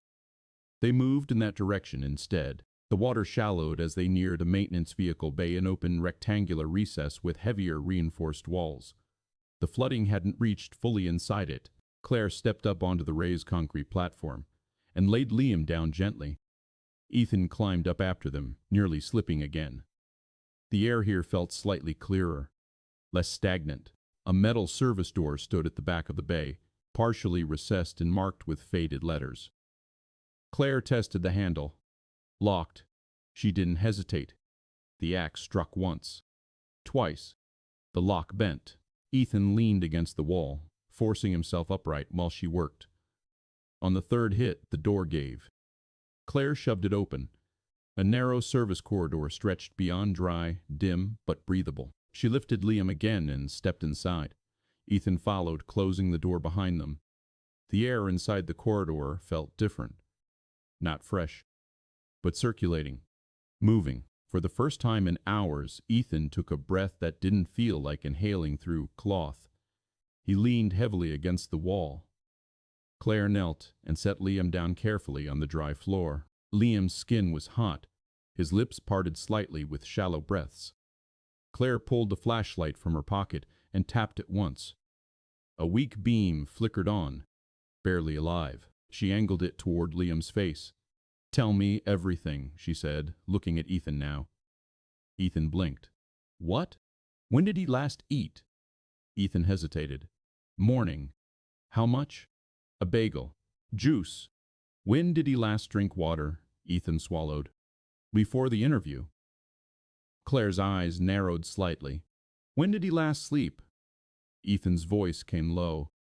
"On the flight." Short. Claire processed it instantly. Dehydrated. Exhausted. Smoke exposure. Cold shock. She looked at Liam again. Her authority had changed. She wasn't managing shareholders. She was managing variables. Ethan saw it clearly now, and he followed, because he had no choice. Claire pulled open her coat and checked the inside pockets quickly. Nothing useful. No medicine, no heat pack, just damp fabric and soot. She looked around the corridor instead, scanning like she expected supplies to appear if she searched hard enough. The hallway was narrow and industrial, lined with conduit pipes and utility panels. A faint draft moved through it, cool but clean compared to the garage. Ethan stayed against the wall, one hand pressed to his wrapped shoulder. His legs were shaking, not from fear, from exhaustion catching up all at once now that they'd stopped moving. Claire crouched again beside Liam and placed 2 fingers gently against the boy's neck. Pulse. Fast. She shifted her fingers to Liam's wrist. Fast again. Claire's jaw tightened. "He's crashing," she said. Ethan's throat tightened immediately. "What does that mean?" Claire looked up at him sharply. "It means he's running out of reserves." Ethan stepped forward, unsteady. "He's not dying." Claire didn't respond with comfort. She stood and faced Ethan fully. "Listen to me," she said. "I need you functional, not emotional. When did you last eat?" Ethan blinked. He hadn't thought about it. "Yesterday," he admitted. Claire stared at him for a second. "Of course," she said quietly. Then she moved past him down the corridor, scanning for anything: storage doors, utility closets, emergency cabinets. Ethan followed slowly, limping slightly. His boots squeaked faintly on dry concrete. They reached a junction where the corridor widened into a small service intersection. A door labeled electrictural stood to the left. Another labeled janitor stood to the right. Claire tested the janitor door, unlocked. She pushed it open. Inside was a cramped closet with shelves, cleaning supplies, a mop bucket, 2 folded industrial blankets sealed in plastic. Claire grabbed them immediately. Ethan's eyes widened. She tossed one to him. "Open it," she ordered. Ethan tore the plastic with shaking hands. Claire returned to Liam and unfolded the second blanket over the boy's body, tucking it under his sides tightly to trap warmth. Ethan dropped beside them and layered the other blanket over Liam's legs and chest. Liam's breathing remained shallow. His eyes were barely open. Ethan leaned close. "Hey," he whispered. "I'm here." Liam's lips moved faintly. Ethan couldn't hear it. Claire's voice came low, controlled. "Don't let him sleep." Ethan's jaw clenched. "I'm trying." Claire didn't argue. She checked the corridor behind them. Smoke wasn't visible here yet, but the air carried faint traces, distant to loot it. They didn't have unlimited time. Claire moved back into the janitor closet and returned with a small plastic bottle of water, half full, forgotten on a shelf. She held it up. Ethan stared at it like it was gold. Claire knelt beside Liam. "Small sips," she said. "Not fast." She tipped the bottle carefully to Liam's lips. Liam swallowed weakly, barely. Ethan's hands hovered close, ready to steady his son's head. Claire glanced at Ethan again. "You can't fall apart," she said quietly. "Not yet." Ethan's voice broke before he could stop it. "I'm not falling apart." But it wasn't true. His eyes burned, not from smoke this time, from exhaustion and fear stacked too high. He looked away quickly, wiping his face with the back of his hand. Claire didn't comment. She simply tightened a blanket around Liam again. Then she stood and looked down the corridor toward what she believed was the outer perimeter. "This leads out," she said. "It has to." Ethan forced himself upright. They moved again, slower now. Claire lifted Liam back into her arms without hesitation. Ethan didn't protest this time. He couldn't. He walked beside her, one hand trailing along the wall, using it as a guide and support. The corridor sloped upward slightly. The air grew cooler, cleaner. Ethan began to hear something faint through the concrete. Not the fire, not water. A distant wail. At first he thought it was his imagination. Then it came again, longer, clearer. Sirens. Ethan stopped so abruptly. Claire nearly bumped into him. "You hear that?" Ethan whispered. Claire froze, listening. The siren sounded again. Close. Outside, Ethan's chest tightened with sudden desperate hope. "They're here," he said. Claire's expression didn't soften. "Not yet." "Keep moving," she said. "Sound travels through structure. Don't assume it's right outside." But she moved faster now. They reached the end of the corridor. A heavy metal exterior door stood there, marked with a faded exit sign above it. The door had a push bar and a reinforced lock. Claire stepped forward and pressed the bar. Nothing. She shoved harder. Still nothing. Locked. Ethan's breath caught. "No," he whispered. Claire grabbed the handle and tested it. Solid. The lock held. Outside, the siren wailed again. Closer now, unmistakable.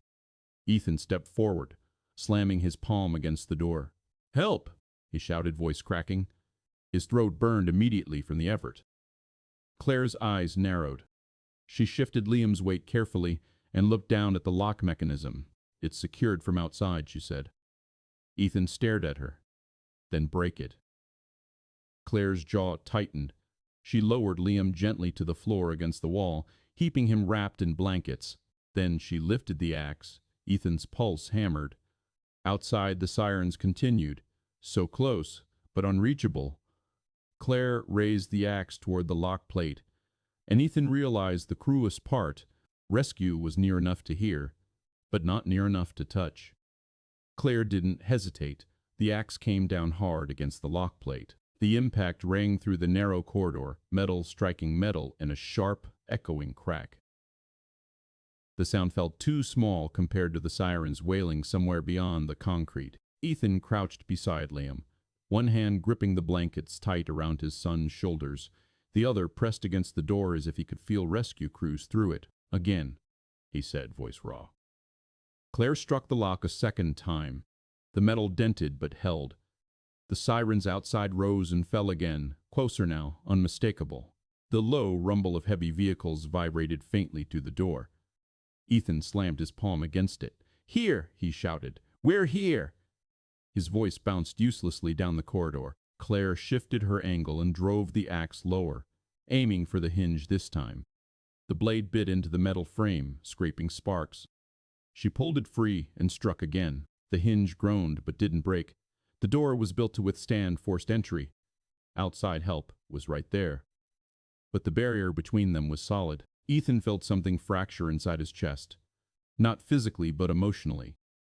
The nearness of rescue, without access, felt worse than silence.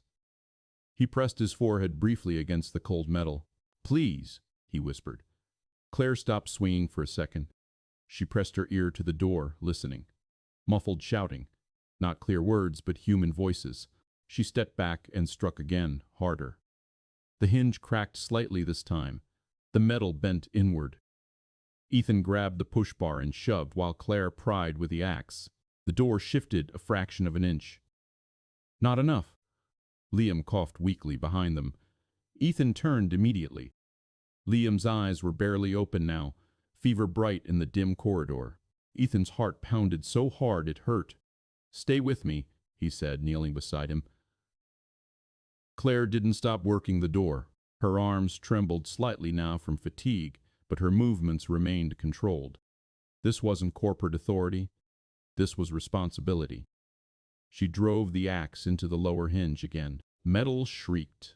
The hinge tore halfway loose. Ethan stood again, ignoring the pain in his shoulder.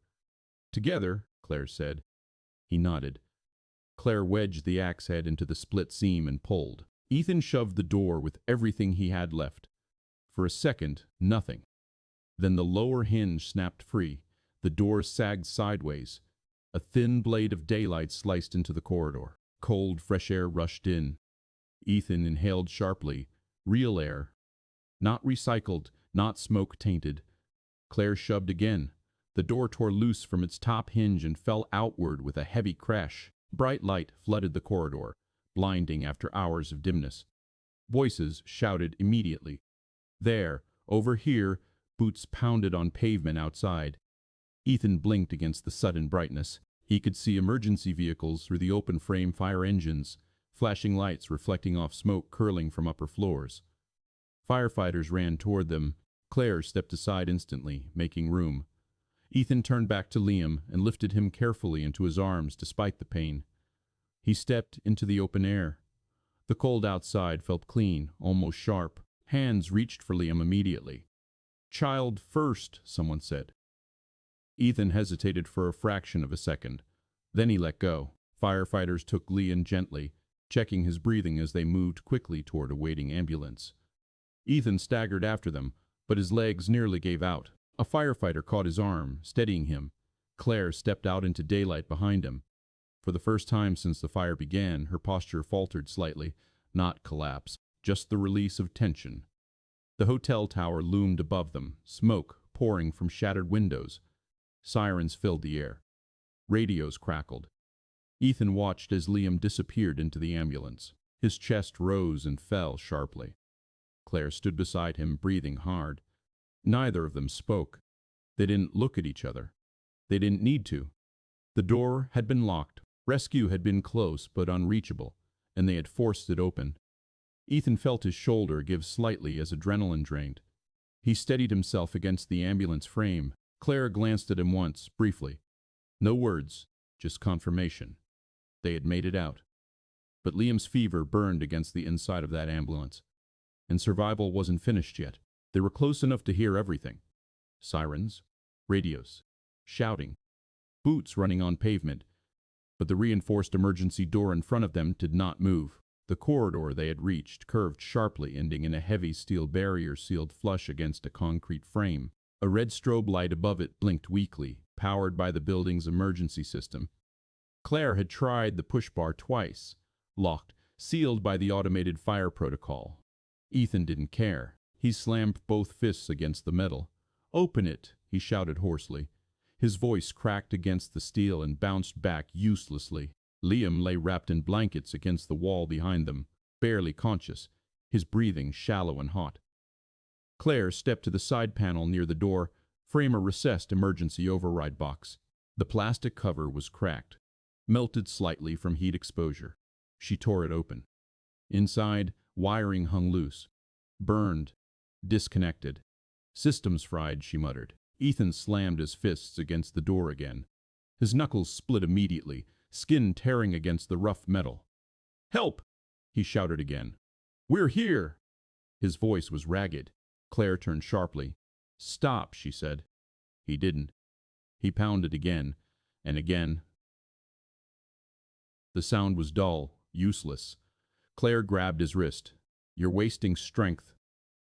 Ethan yanked his arm away violently. "Don't tell me that." His voice rose, raw and cracked with exhaustion and fear. Claire went still. Ethan's chest heaved. "He's dying," Ethan shouted, pointing at Liam. "You can stand there calm because you don't have a kid depending on you." The words hit harder than he intended. They echoed in the corridor. Claire didn't flinch. But something in her face changed. Not anger, not fury. Something tighter, controlled, wounded. She didn't respond with words. She didn't defend herself. She stepped away from Ethan, picked up the axe, and turned toward the wall beside the sealed door. The emergency panel wiring ran behind that concrete section. If the override box was destroyed, the system might still respond if manually triggered. Claire drove the axe into the drywall surface beside the steel frame. The first hit cracked the plaster. The second tore through it. Dust exploded outward. Ethan stopped shouting. He stared at her. Claire struck again. And again. The blows were not frantic. They were deliberate. She aimed for the line where the conduit likely ran. Each strike sent vibrations through the wall and into the steel door. Sparks jumped as the axe blade hit metal casing behind the surface. Claire didn't step back. She kept tearing at it. Concrete chipped. Drywall collapsed inward. Wires spilled out from behind the broken paneling. Ethan stared at her hands. The sparks had burned through her gloves. Smoke curled faintly from exposed insulation. Claire's jaw was tight, her breathing steady. She didn't look at Ethan. She didn't say a word about what he had accused her of. She just kept working. Ethan felt the weight of his words settle heavy in his chest. He turned away from the door and dropped beside the wall. Without thinking, he began ripping away insulation with his bare hands. The material was coarse, burning against his skin. He ignored it. He tore chunks free to expose more wiring. Claire shifted slightly to give him room. Their movements became synchronized without discussion. She cut through thicker cable casing with the axe. He pulled back debris. She identified the override conduit. He cleared the obstruction. Dust coated their faces. Sparks flashed near their hands. The sirens outside continued, maddeningly close. Claire located a thicker red emergency line. "Manual bypass," she muttered. Ethan looked at her. "What do you need?" Claire didn't hesitate. "Hold that bundle steady." Ethan gripped the exposed wire cluster tightly despite the sting in his split knuckles. Claire used the axe tip to strip back insulation carefully. The sparks burned her fingers this time. She didn't react. She twisted two exposed ends together. Nothing. The red strobe above the door flickered once, then went dark. The corridor fell into dim shadow. Ethan's pulse spiked. Did it work? Claire's voice stayed level. "Not yet." She adjusted the connection, this time grounding a secondary wire into the metal frame. The steel door vibrated faintly. A mechanical click sounded somewhere deep inside the lock mechanism. Ethan's breath caught. But then, a deep groan rolled through the building, longer than before, closer. Dust sifted down from the ceiling seam. Claire's eyes snapped upward. "Move back," she said sharply. Ethan didn't. He held the wires steady. Claire tightened the connection with both hands. The lock inside the door clanked again. Something shifted. But above them, a crack formed in the ceiling, thin at first, then spreading outward like a fracture in ice. Concrete dust fell heavier now. The building was reacting. The override was pulling power from somewhere unstable. The door shuddered once. Ethan felt hope surge. The door began to release, and the ceiling above them split another inch. The ceiling crack widened with a dry, tearing sound. Dust poured down in thicker streams, coating Claire's hair and shoulders. A small chunk of concrete dropped beside Ethan's boot and shattered against the floor. The steel door gave another heavy mechanical clank. The locking bolts inside it were retracting. Slowly, too slowly. Claire kept the wires twisted together with one hand, using the other to brace herself against the wall as the structure groaned again. "Don't let go," she said through clenched teeth. Ethan didn't. His split knuckles stung sharply where insulation fibers had cut into them. Blood smeared along the exposed conduit, mixing with soot. He glanced upward again. The crack along the ceiling beam had grown longer, nearly 2 feet now. Hairline fractures spread outward from it like branching veins. The override had forced the system to respond, but it had also drawn current through damaged infrastructure. The building was unstable. The steel door jerked slightly inward an inch, maybe less. Fresh air pushed faintly through the seam. Outside, someone shouted. Claire heard it too. There, she said. Another tremor rolled through the corridor. Stronger this time, the red strobe above the door flickered back to life briefly, then burst in a small pop of sparks. Ethan flinched. Claire didn't move. She shifted her grip on the wires. Push when I say, she said. The door bolts retracted another fraction. The ceiling crack widened again with a sharp snapping sound. A jagged line split across the concrete above the doorway. A piece of plaster fell, grazing Claire's shoulder. She didn't react. Her hands were shaking now. Not from fear, but from electrical vibration running through the exposed wiring. Now, she said. Ethan released the wire bundle with one hand and threw his weight against the steel door. It moved half an inch, then jammed. The corridor shook violently. A deep structural groan echoed from somewhere above. The beam over the door sagged slightly. Claire's eyes snapped upward again. If that drops, she began. She didn't finish. Instead, she grabbed the axe again and drove the blade into the widening seam between door and frame. Metal screeched. Ethan shoved harder, shoulder screaming with pain. The door bent outward another inch. Outside, voices grew louder. Hold on, someone shouted faintly through the gap. The ceiling crack split with a sharp, explosive sound. A long fracture shot across the width of the corridor. Concrete dust rained down like powder.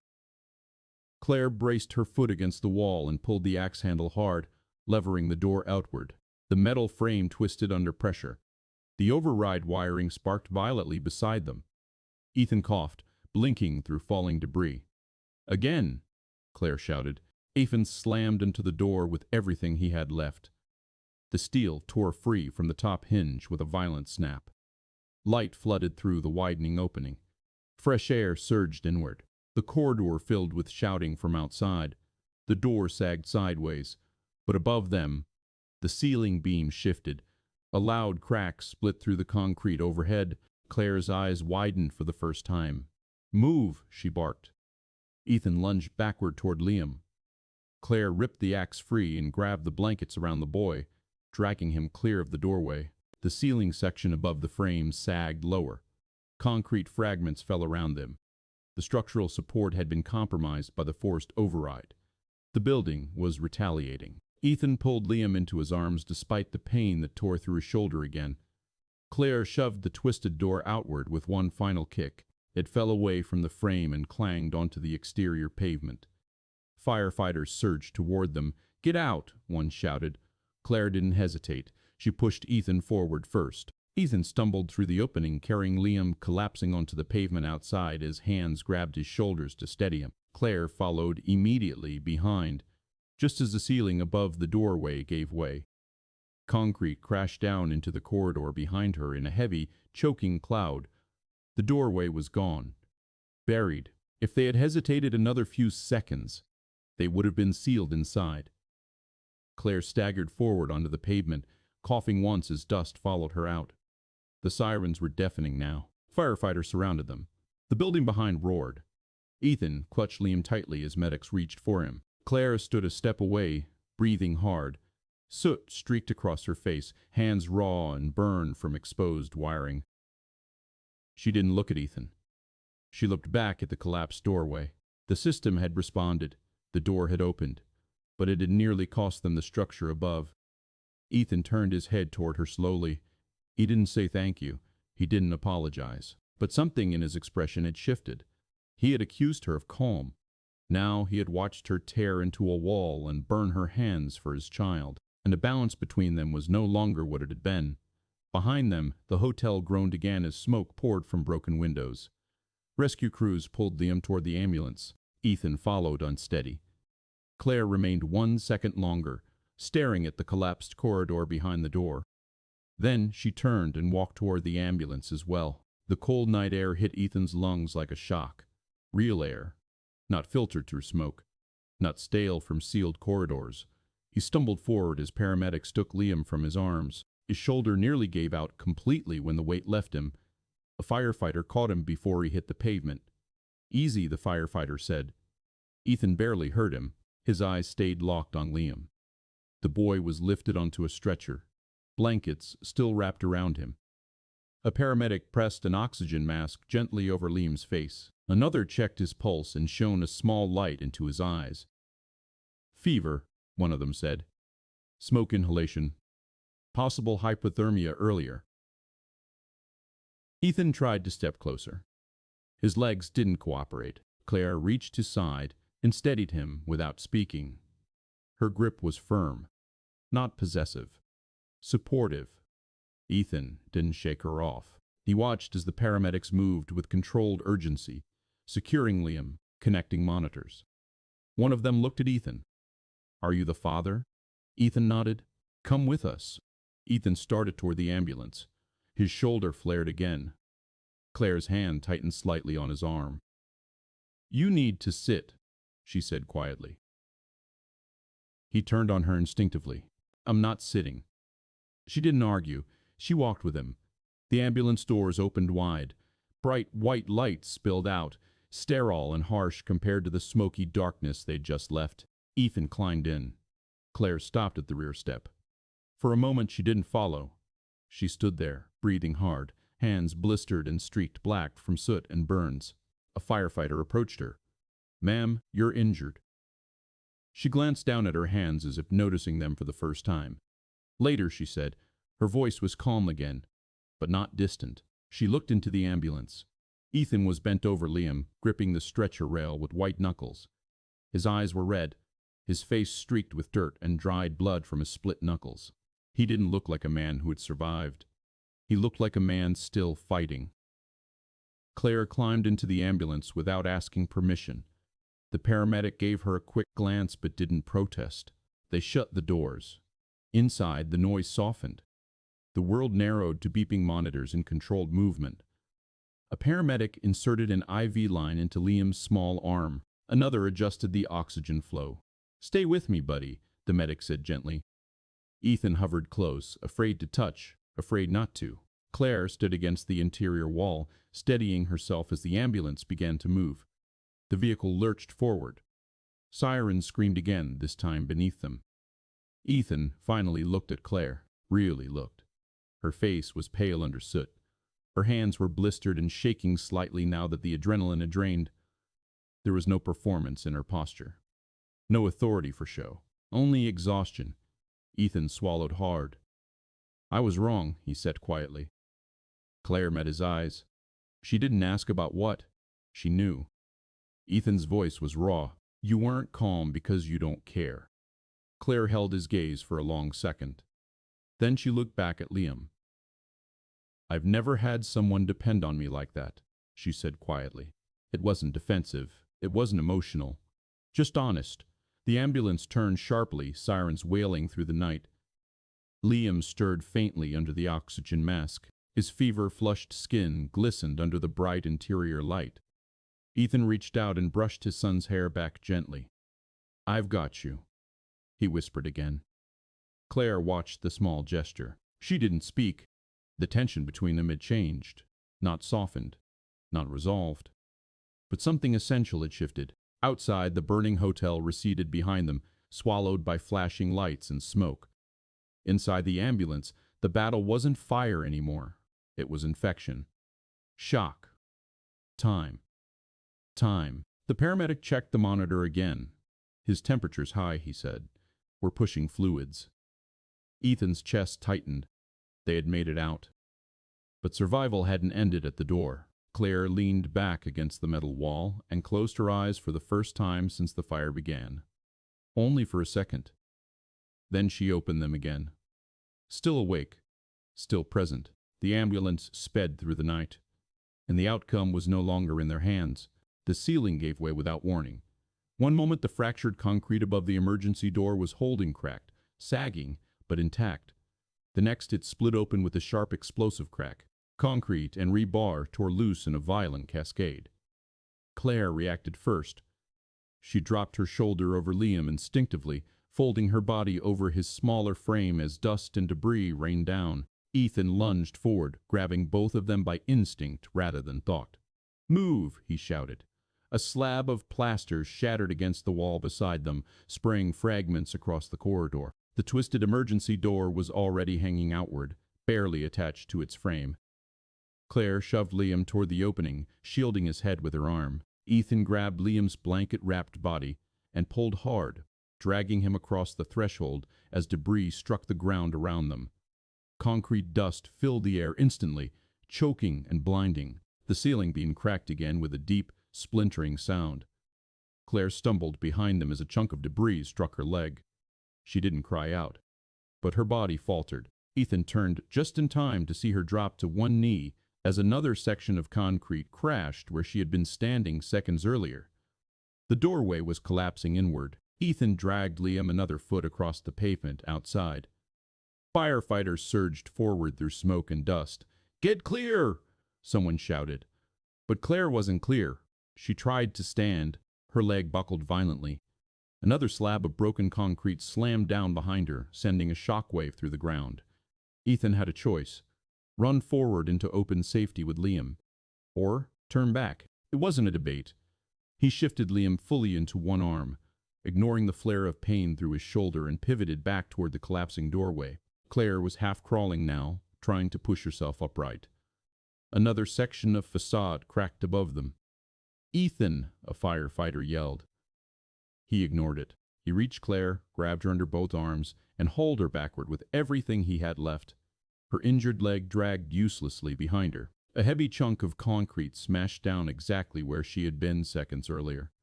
The impact sent fragments flying across the pavement. Ethan stumbled but kept pulling. Firefighters grabbed Claire's legs and lifted, taking her weight from him. Hands reached for Ethan too, steadying him as he nearly fell. The building facade above them continued to shed pieces, smaller fragments breaking loose under heat stress. Water from fire hoses mixed with ash on the ground, turning the pavement slick and unstable. Ethan fell back onto one knee again, still clutching Liam tight against his chest. His body shook uncontrollably now, not from cold, not from pain, from adrenaline crashing hard. Claire was laid onto a stretcher beside him. Her face was pale under soot, her leg twisted at an unnatural angle beneath torn fabric. Medics moved quickly, stabilizing it, securing straps. She didn't speak. She didn't cry out. Her jaw was tight. Ethan watched as they lifted her. The firefighters formed a barrier between them and the unstable building. Sirens filled the night. Radios crackled. The burning hotel roared behind the emergency perimeter. Ethan held Liam tighter. The danger outside was not finished, but the collapse had passed them by. Barely. The stretcher wheels rattled over wet pavement as the medics moved Claire away from the doorway. Ethan followed automatically, still holding Liam, his arms locked around his son like he couldn't trust the world not to steal him back. The boy was limp against his chest, oxygen mask pressed to his face by a medic walking beside them. "Sir, keep moving," a firefighter barked. Ethan obeyed without thinking. The ambulance bay was only 20 yards away, but the ground felt like ice. Water from hoses pooled everywhere. Ash floated across the surface in thin black sheets. Each step threatened to slip out from under him. A section of the building's facade cracked again overhead. The sound was sharp and violent. Everyone flinched. "Clear the perimeter," someone shouted. A chunk of concrete fell behind them, hitting the pavement with a deep explosive thud.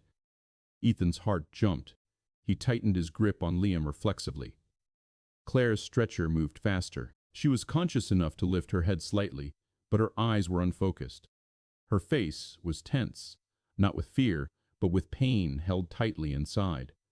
The medics spoke over her. "Possible fracture. Pulse is strong. Get her loaded." Ethan's legs shook so badly he nearly stumbled. A firefighter caught his elbow and steadied him. "You're safe now," the firefighter said. Ethan didn't answer. He wasn't safe. Not yet. Not while Liam's breathing still sounded wrong. Not while Claire was being carried away. blood on her leg, face pale under soot. The stretcher reached the ambulance bay. The doors were already open, interior lights glowing bright and harsh. The air smelled of disinfectant, a clean scent that felt foreign after hours of smoke and wet concrete. The medics lifted Claire's stretcher and slid it inside. Ethan stepped closer, watching. Claire's hand moved suddenly. Her fingers reached out blindly, searching. Then they found Ethan's wrist. She gripped him. Hard, not delicate, not romantic, like a person drowning who had found something solid. Ethan froze. Her grip tightened further. Her nails pressed into his skin. Ethan looked down at her hand, then at her face. Claire's eyes were half open now, unfocused but fixed on him anyway. She didn't speak. She didn't have to. The message was simple. Don't leave. Ethan's throat tightened painfully. He didn't pull away. He stood there holding Liam with one arm, letting Claire's grip anchor itself to him. A medic tried to move her hand. Claire resisted weakly. The medic glanced at Ethan. Is she with you? Ethan swallowed. Yes, he said, voice rough. The word came out before he could think about it. The medic nodded and let Claire keep hold for another second while they adjusted the stretcher straps. Ethan's body trembled again. His hand shook around Liam. His shoulder throbbed. His knuckles burned from split skin. Everything hurt, but none of it mattered. Liam coughed faintly through the oxygen mask. Ethan leaned down immediately, pressing his cheek against Liam's hair. I'm here, he whispered. Claire's grip on his wrist tightened once more. Then her fingers loosened as the medic finally guided her arm back to her side and secured it. The ambulance doors began to close. Ethan stepped forward instinctively. The medic held up a hand. Sir, you need to stay back. We'll take her. Ethan hesitated. Claire's eyes closed. Her face tightened as pain surged through her leg. Ethan stood frozen, holding Liam. He looked at Claire again. Not as the CEO from the news, not as the woman who had ordered people in a hallway, but as someone who had crawled through smoke and darkness, burned her hands on wiring, and shielded his child with her own body. His suspicion was gone. What replaced it was heavier, a kind of debt he didn't know how to repay. The ambulance doors shut. The vehicle rocked slightly as it prepared to move. Another ambulance bay door opened beside it. A second crew rushed toward Liam. A paramedic stepped toward Ethan. We need the boy, she said. Ethan's arms tightened automatically. His instincts resisted. Then he forced himself to let go. He handed Liam over. The paramedic lifted Liam onto a stretcher. Ethan followed beside them, stumbling, hands still shaking violently. His body didn't know how to stop shaking. It wasn't cold anymore. It was aftermath. They rolled Liam toward the second ambulance. Ethan's mind felt blank, emptied by exhaustion and fear. The world had narrowed to stretcher wheels and flashing lights, and the knowledge that he had nearly left someone behind, but he hadn't. He had turned back. And now that decision sat heavy in his chest, because he knew he would remember it for the rest of his life. The ambulance bay was bright and cold. Floodlights cut through the drifting smoke, reflecting off wet asphalt. The flashing red and blue lights from emergency vehicles painted everything in pulses. The hotel tower loomed behind the barricades, still burning in sections, still shedding debris from shattered windows. But the sound was changing. The roaring fire was farther now. The panic shouts had thinned. What remained was mechanical urgency radios, orders, stretcher wheels, engines idling. Ethan stood beside the open ambulance door as paramedics lifted Liam inside. His hands hovered, uselessly shaking so hard his fingers wouldn't stay still. The paramedic glanced at him. You're his father? Ethan nodded. His throat was too tight to speak. Get in, she said. Sit down. Ethan climbed into the ambulance on unsteady legs and dropped onto the bench seat. The interior smelled sterile. White light burned overhead. Liam lay strapped on the stretcher. Oxygen mask secured. An IV line was being prepared. A monitor beeped steadily, fast and uneven. Ethan stared at his son's face. The boy's skin was pale, flushed with fever. His eyes were closed. His mouth moved faintly under the mask. Small breaths pulled through plastic. Ethan leaned forward. His shaking hands reached out, gripping the edge of the stretcher. Liam, he whispered, The paramedic didn't stop working. "He's alive," she said. "He's just in bad shape." Ethan swallowed hard. Outside the open rear doors, Ethan saw another ambulance pulling away. Claire's ambulance. The doors were closed now. Only the flashing lights remained as it rolled out of the bay. Ethan watched it go, his eyes fixed on the rear panel until it disappeared beyond the barricades. A strange emptiness opened in his chest. Not loss, not grief. Something quieter. The realization that she was gone from his immediate sight, and he hadn't expected how much that would matter. His mind replayed the moment she grabbed his wrist. The grip had been hard enough to leave marks. Not a plea. A demand. A refusal to be abandoned. Ethan lowered his head briefly, pressing his palm to his forehead. His knuckles were split and raw. Blood had dried in uneven streaks. His shoulder ached with deep, constant pain. But those were distant sensations now. The paramedic inserted the IV into Liam's arm. Liam flinched weakly but didn't wake. "Come on," Ethan whispered. "Come on." The paramedic checked the monitor again. "His fever's high," she said. "We're cooling and pushing fluids." Ethan nodded like he understood, though his mind felt detached from language. The ambulance doors shut. The world outside vanished. The siren did not start immediately. For a moment, there was only the hum of the vehicle and the steady beep of the monitor. Then the ambulance began moving. Ethan's body swayed with the motion. He kept his eyes locked on Liam. He didn't cry. He didn't speak. His hands continued to tremble as if they belonged to someone else. The paramedic sat opposite him, watching his expression briefly. "You did good getting him out," she said. Ethan's eyes flicked up. The words didn't land like comfort. They landed like weight. He had gotten him out. But only barely. And if Claire hadn't torn into wiring, if she hadn't carried Liam, if she hadn't shielded him under falling concrete. Ethan didn't finish the thought. He leaned closer to Liam and placed his shaking hand gently over his son's blanket-covered chest.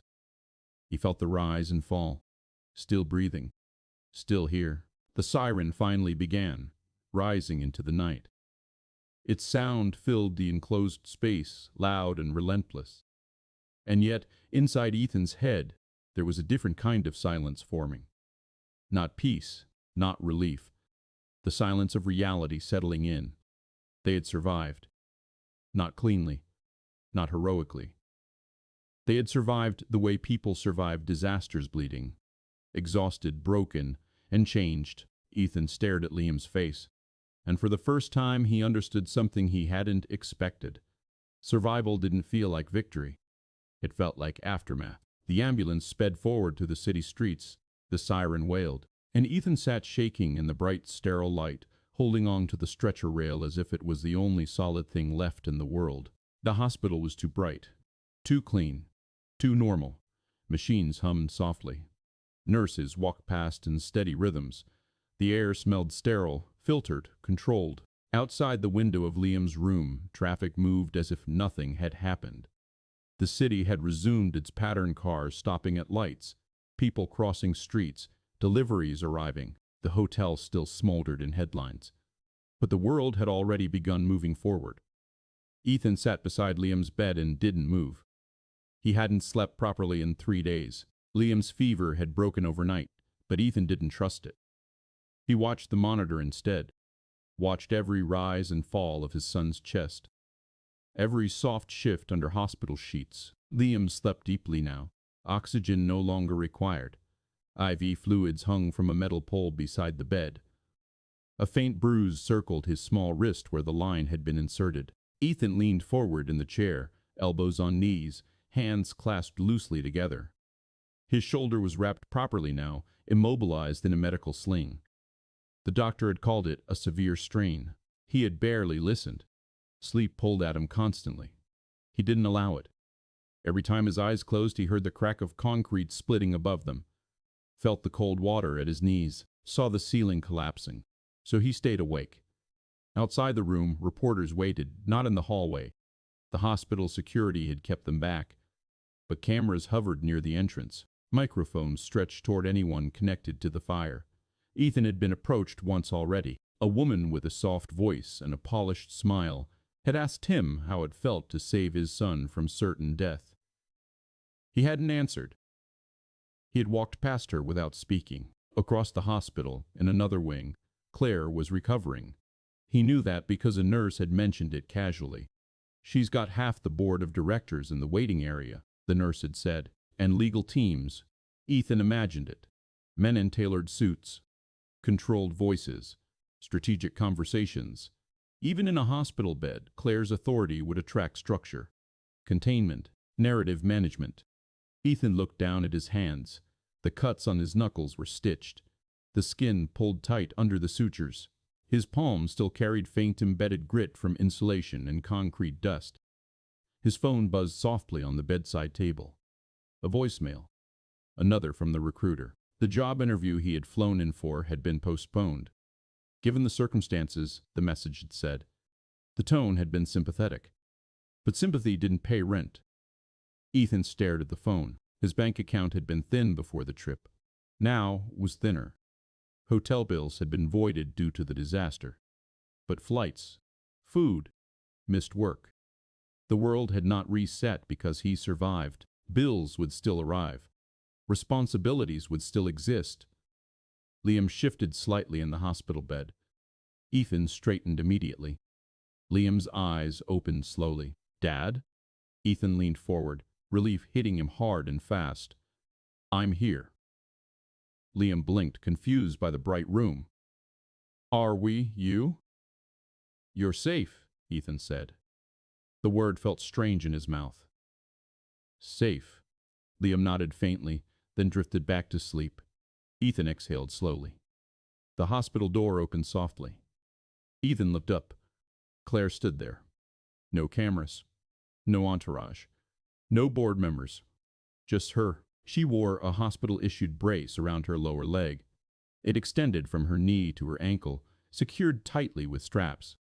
A crutch rested under her arm. Her hair was tied back loosely. Her hands were bandaged lightly where burns had blistered. She looked smaller than he remembered. Not in status. In exhaustion. She didn't smile. She didn't offer greetings. She stepped quietly inside and closed the door behind her. Ethan stood automatically.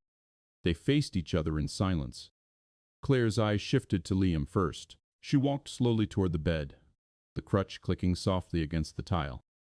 She stood beside the sleeping boy for a long moment, just watching. Ethan watched her watching Liam. There was no corporate composure here, no press-ready expression, just quiet assessment. "Fever's down?" she asked softly. "Yes." Claire nodded once. She didn't ask if Ethan was all right. She didn't apologize for the accusation in the corridor. She didn't mention the collapse. Instead, she reached into the pocket of her hospital sweater and pulled out a small folded card. She placed it gently on the table beside Ethan's phone. "My direct number," she said. No explanation. No instruction. Just information. Ethan looked at the card, her name printed simply, a number written in pen beneath it. Claire stepped back. "If you need anything," she said. It wasn't corporate. It wasn't vague. It was literal. Then she turned toward the door. Ethan watched her pause at the threshold. For a moment, he thought she might say more. She didn't. She left quietly. The door clicked shut. The room felt larger afterward. Ethan looked at the card again. He didn't pick it up. Not yet. Outside, reporters still waited. Executives still hovered. The world was rebuilding its version of the story, but inside the room, survival had been stripped of narrative. It was just breath and memory. Days passed in a slow blur. Nurses checked Liam's vitals. Doctors came and went. Paperwork arrived in thick folders. Ethan signed forms he barely understood, asking the same questions again and again until someone finally explained them in plain language. Insurance, hospital liability, temporary housing assistance, statements. A detective came once, polite but exhausted, asking Ethan to describe what he saw in the stairwell, what floors they passed, what doors were locked. Ethan answered with short sentences. The more he spoke about it, the less real it felt. Liam improved gradually. His cough softened. His appetite returned in cautious steps. He asked for cartoons, then for pancakes, then for a stuffed dog left behind in their hotel room. Ethan promised him they'd buy another one. He didn't promise they'd go home soon. He didn't know when home would be possible again. Every night, Ethan slept in the chair beside Liam's bed, or tried to. Sometimes he woke with his heart pounding, convinced he smelt smoke. Sometimes he woke because Liam whispered his name in his sleep. The hospital became a cage of its own. Not dangerous, just endless. And outside its walls, the world moved forward. On the television mounted near the ceiling, the news played in waiting rooms. Footage of the hotel tower. Interviews with fire officials. A press conference with Claire Voss's company logo behind a line of executives.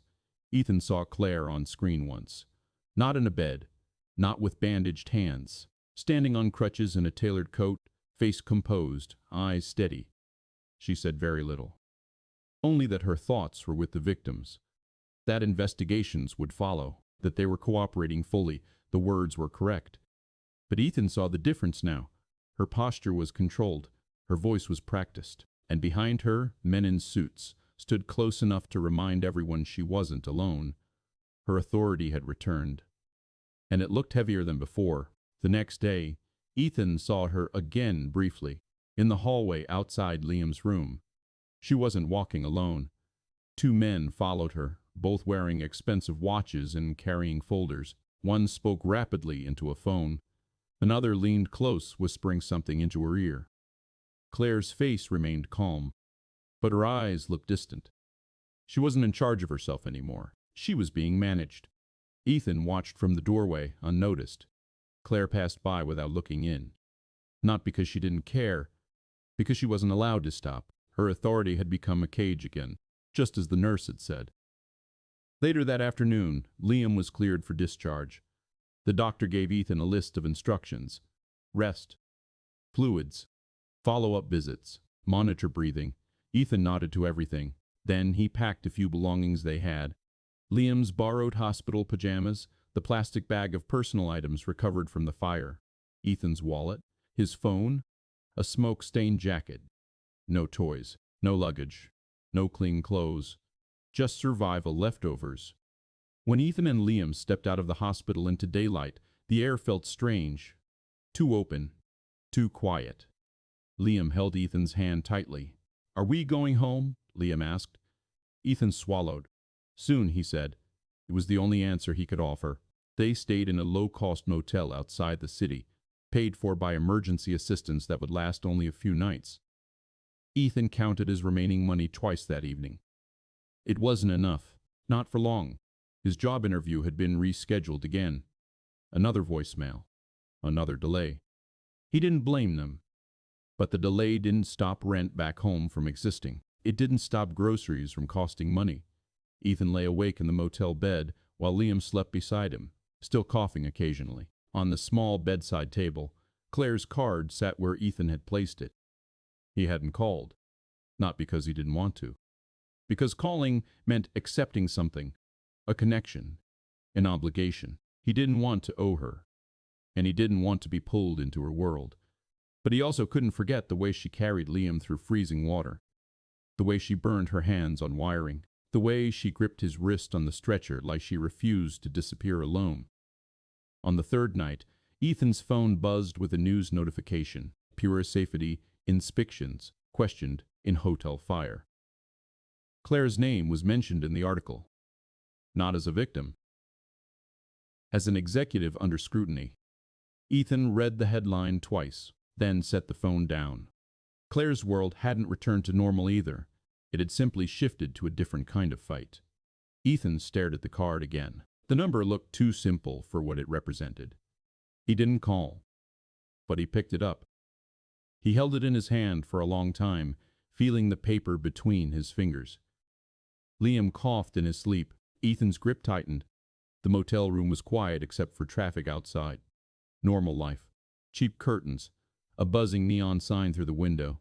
Survival had ended. Endurance had begun. On the fifth day, Ethan finally left the motel room. Not to run errands, not to find food, to make calls. He left Liam with a cartoon playing softly on the small television, and walked outside into the cold morning air. phone in his hand. He called the airline first. He called the recruiter. He called his landlord back home. Every conversation felt like pushing against a wall. Sympathy. Delays. Policies. Rules. The world didn't care that he had dragged his son through smoke and floodwater. The world only cared about schedules and payments. By the time Ethan returned to the motel room, his hands were shaking again. Not from cold, but from frustration. Liam was sitting upright now, coloring in a cheap activity book Ethan had bought from the motel vending area. "Dad," Liam said quietly, "are we poor?" Ethan froze in the doorway. He didn't want to lie, but he didn't want to scare him. "We're okay," Ethan said. Liam looked at him for a long moment, then nodded. But Ethan could see the doubt. Children understood more than adults wanted to admit. That night, after Liam fell asleep, Ethan sat at the small motel table under a flickering light. He pulled Claire's card from his wallet again. The paper was worn now, edges bent from being carried too long. He stared at it until his eyes blurred. Then, he set it down. And didn't call. Instead, he opened the news again. More articles, more speculation.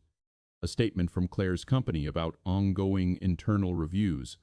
A photo of Claire leaving the hospital surrounded by security and legal advisors.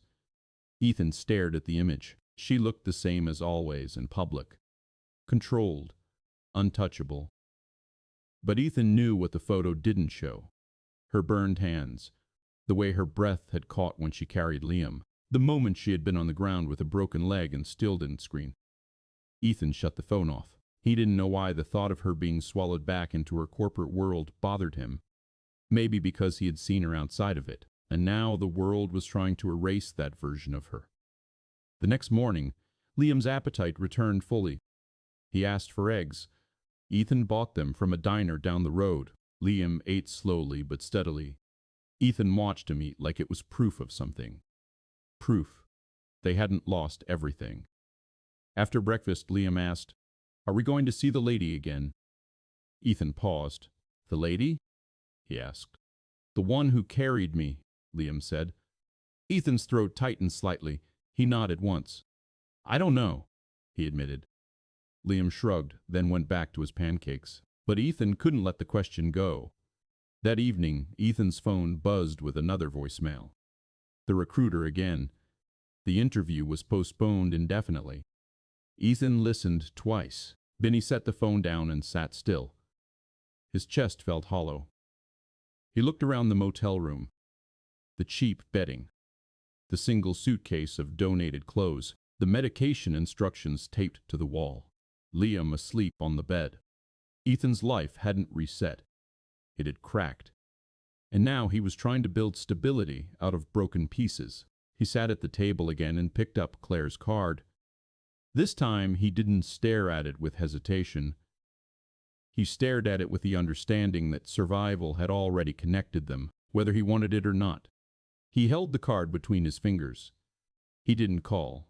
Not yet. But he didn't put it away either. He placed it on the table beside his phone, like something he was finally willing to acknowledge.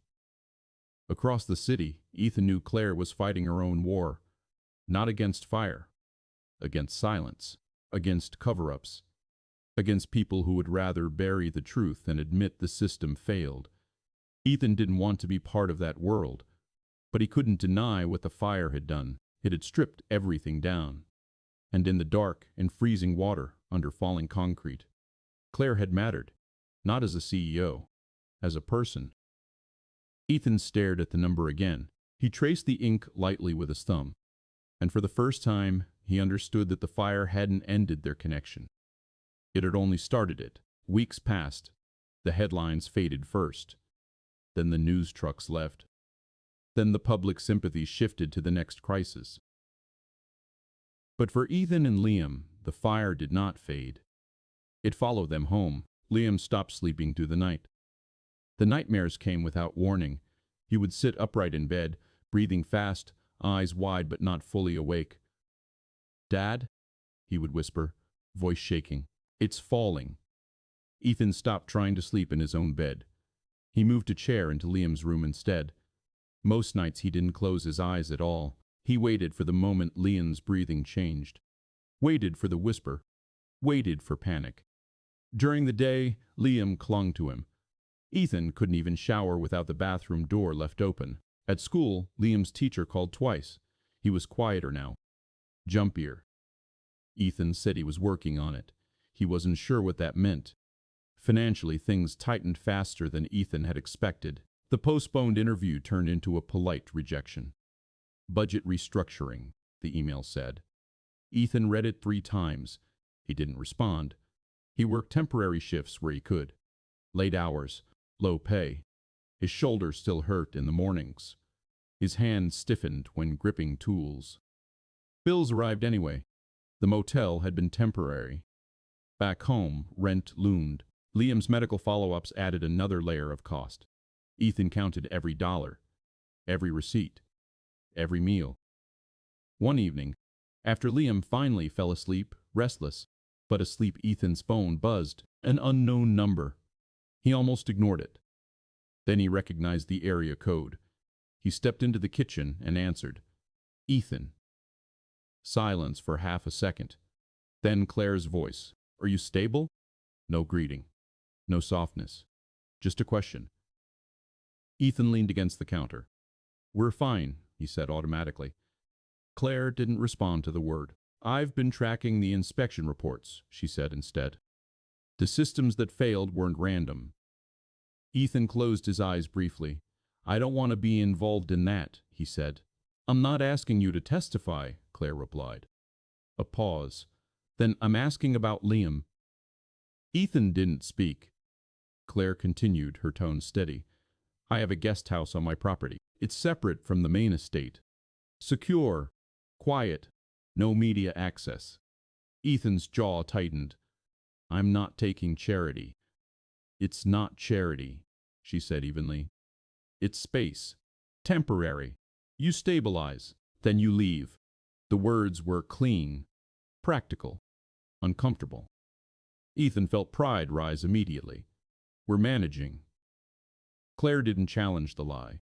She let silence stretch. Then she said quietly, You sound exhausted. Ethan looked toward Liam's room. The house was silent except for faint movement behind the door. He exhaled slowly. What would it imply? He asked. That you're a father who needs a safe place for his child, Claire said. Nothing more. Ethan's pride battled the numbers in his bank account. The missed interview. The rent. Liam's nightmares. Claire didn't rush him. I'll send the address, she said. If you decide to come. Then she hung up. No persuasion, no pressure. Just an option. Ethan stood alone in the kitchen for a long time. He stared at the phone, then at the dark hallway leading to Liam's room. Pride was a clean thing. Necessity wasn't. By morning, he had made the decision. Not for himself, for Liam. The drive took nearly 2 hours. Ethan didn't tell Liam where they were going at first. He only said they were staying somewhere quiet for a while.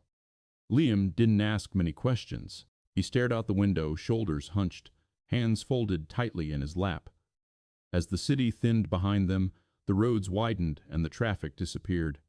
Trees replaced buildings, then long stretches of private fencing. The GPS voice guided them down a narrow paved road lined with trimmed hedges and stone walls. Ethan's grip tightened on the steering wheel. When the gate appeared, it looked less like an entrance and more like a boundary. Steel, tall, reinforced, cameras positioned above it, a keypad panel glowing faintly. Claire's number had sent him an access code. Ethan typed it in. The gate opened smoothly without noise. They drove through. The property beyond was vast. Too vast. The driveway curved through trees that looked planted, not grown wild. The ground was manicured. The landscape was quiet in a way Ethan had never experienced. Controlled silence. Liam leaned forward slightly, peering out. It's like a castle, Liam whispered. Ethan didn't answer. He felt his stomach tighten with discomfort. Wealth wasn't just visible here. It was built into the land. The main house appeared in the distance, large and pale against the trees. It wasn't flashy. It was worse than flashy. It was inevitable, the kind of structure that didn't need to prove itself. But the GPS didn't lead them there. It guided them down a side road, farther away from the main building. A smaller structure came into view, a guest house. 2 stories, stone exterior, simple and modern. Still more expensive than anything Ethan had ever lived in. A car was already parked nearby. Claire stood beside it, not dressed for cameras, no suit, no heels. She wore dark pants, a plain sweater, and a long coat. Her hair was tied back. She walked with a slight limp still, her leg brace visible beneath the fabric. She didn't wave. She didn't smile. She waited. Ethan parked and shut off the engine. For a moment he stayed still, hands on the wheel. Liam looked at him. "Is she the lady?" he asked. Ethan nodded once. Liam's face tightened slightly, uncertain. Ethan opened the door and stepped out. The air smelled clean, cold, pine and damp soil. Claire approached slowly, stopping a few feet away. "You made it," she said. Ethan nodded. "I didn't have many options," he replied. Claire accepted the honesty without comment. She looked at Liam. Liam had climbed out slowly, standing behind Ethan's leg. Claire crouched slightly to be closer to his level. "You remember me," she said. Liam nodded. Claire didn't reach for him. She didn't force familiarity. She simply stood again. "The guest house is yours," she said to Ethan. "Kitchen is stocked. Heat is on. No one comes here without my permission." Ethan's jaw tightened. "You don't have to do this." Claire looked at him, expression unreadable. "I do," she said. Then she added, quieter, "It's temporary." Ethan nodded, but the discomfort stayed. Claire handed him a key card. Not a key. A card. Even the locks were different here. She stepped aside and let Ethan and Liam walk toward the door first. Ethan unlocked it. Inside, the guest house was warm. Soft lighting, clean wood floors, thick rugs, a living room that looked untouched, like no one had ever truly lived in it. A kitchen with stainless steel appliances and stocked cabinets. Liam stepped inside and froze. His eyes widened. "This is huge," he whispered. Ethan felt the same thing, but he didn't say it. Claire stayed near the doorway, not entering fully. "I'll be in the main house," she said. "If you need anything, call." Ethan turned to her. "You're not staying here?" Claire shook her head. "It's your space," she replied. "I won't intrude." The word landed heavier than he expected. Ethan nodded slowly. Claire looked at Liam again.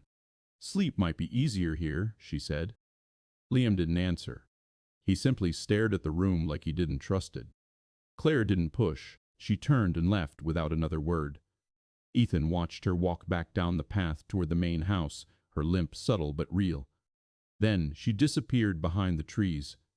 The silence returned, not city silence. A state silence. The kind that felt like it could swallow you.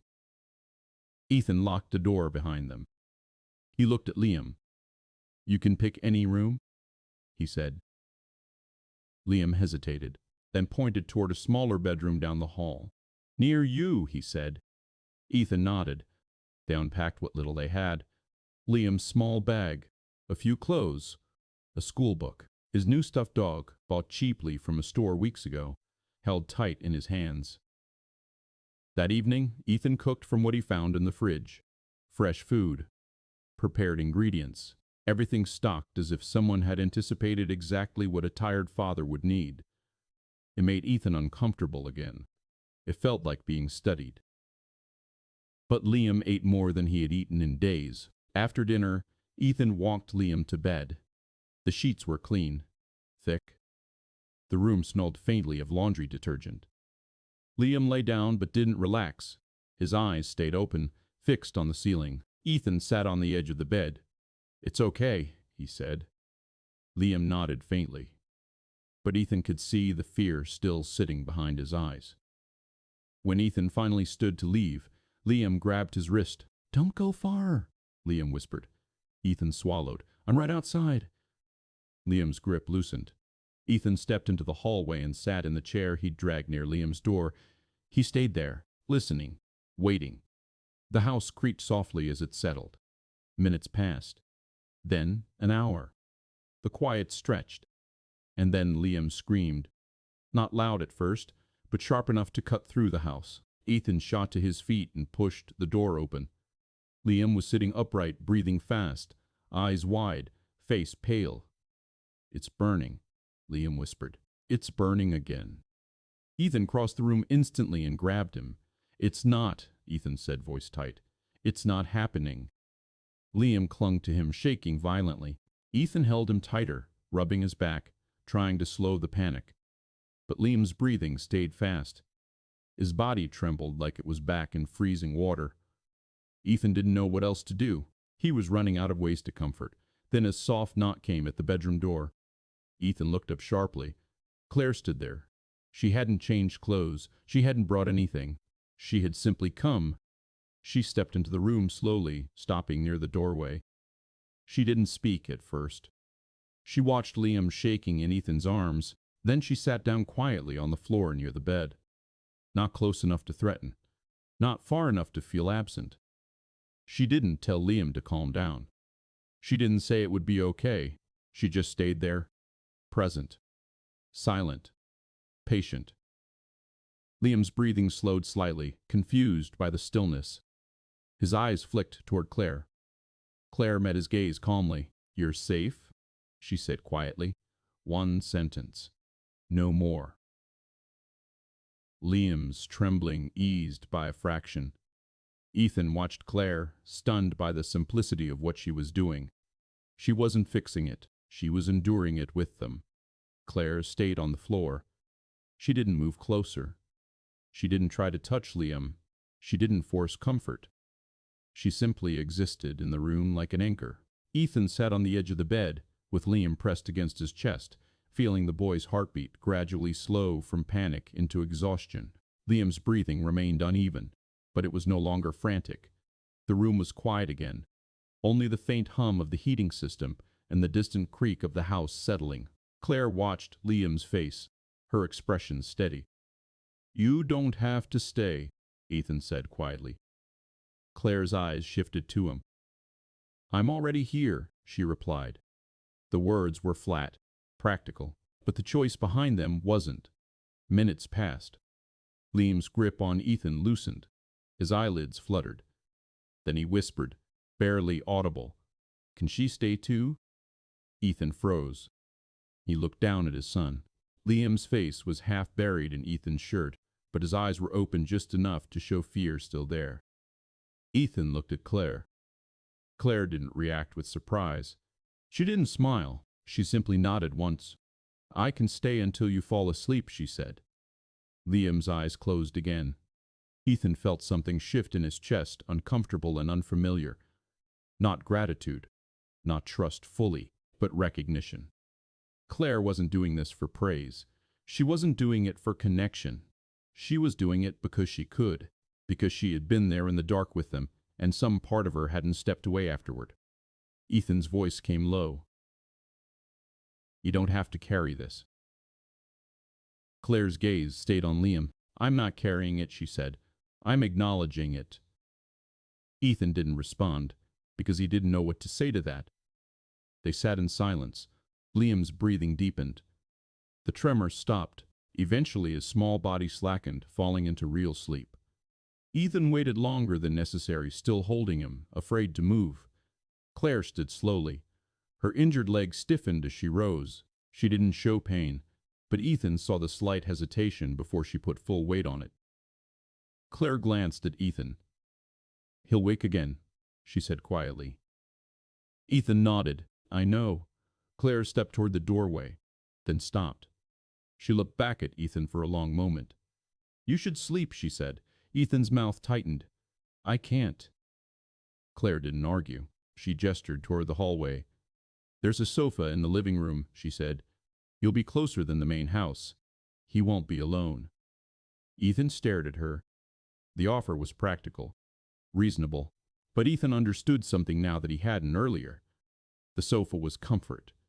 The chair near Liam's door was vigilance, and vigilance was what kept Liam alive in Ethan's mind. Ethan shook his head slowly. "No." Claire's eyes narrowed slightly. "Ethan, I'm not refusing because I'm trying to prove something, Ethan said, voice low.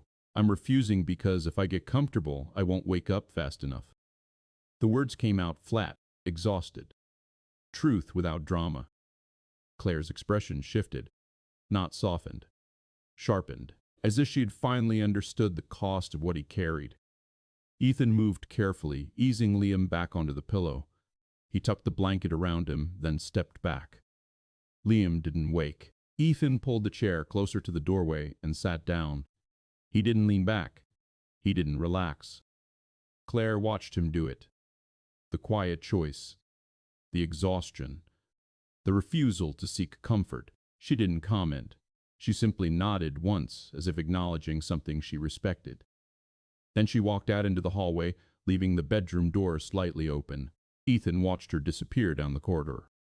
A few minutes later, he heard a soft sound from the living room. Claire settling into a chair of her own, not far away. Not in the same room, not intruding, but present. The house remained dark. The property outside was silent. And Ethan sat in the chair, staring at the crack of light beneath Liam's door, listening to his son breathe. Across the hall, Claire sat awake too. Neither of them slept. Neither of them spoke. They didn't need to. They both understood something now. Survival had followed them home. It just wore a different shape.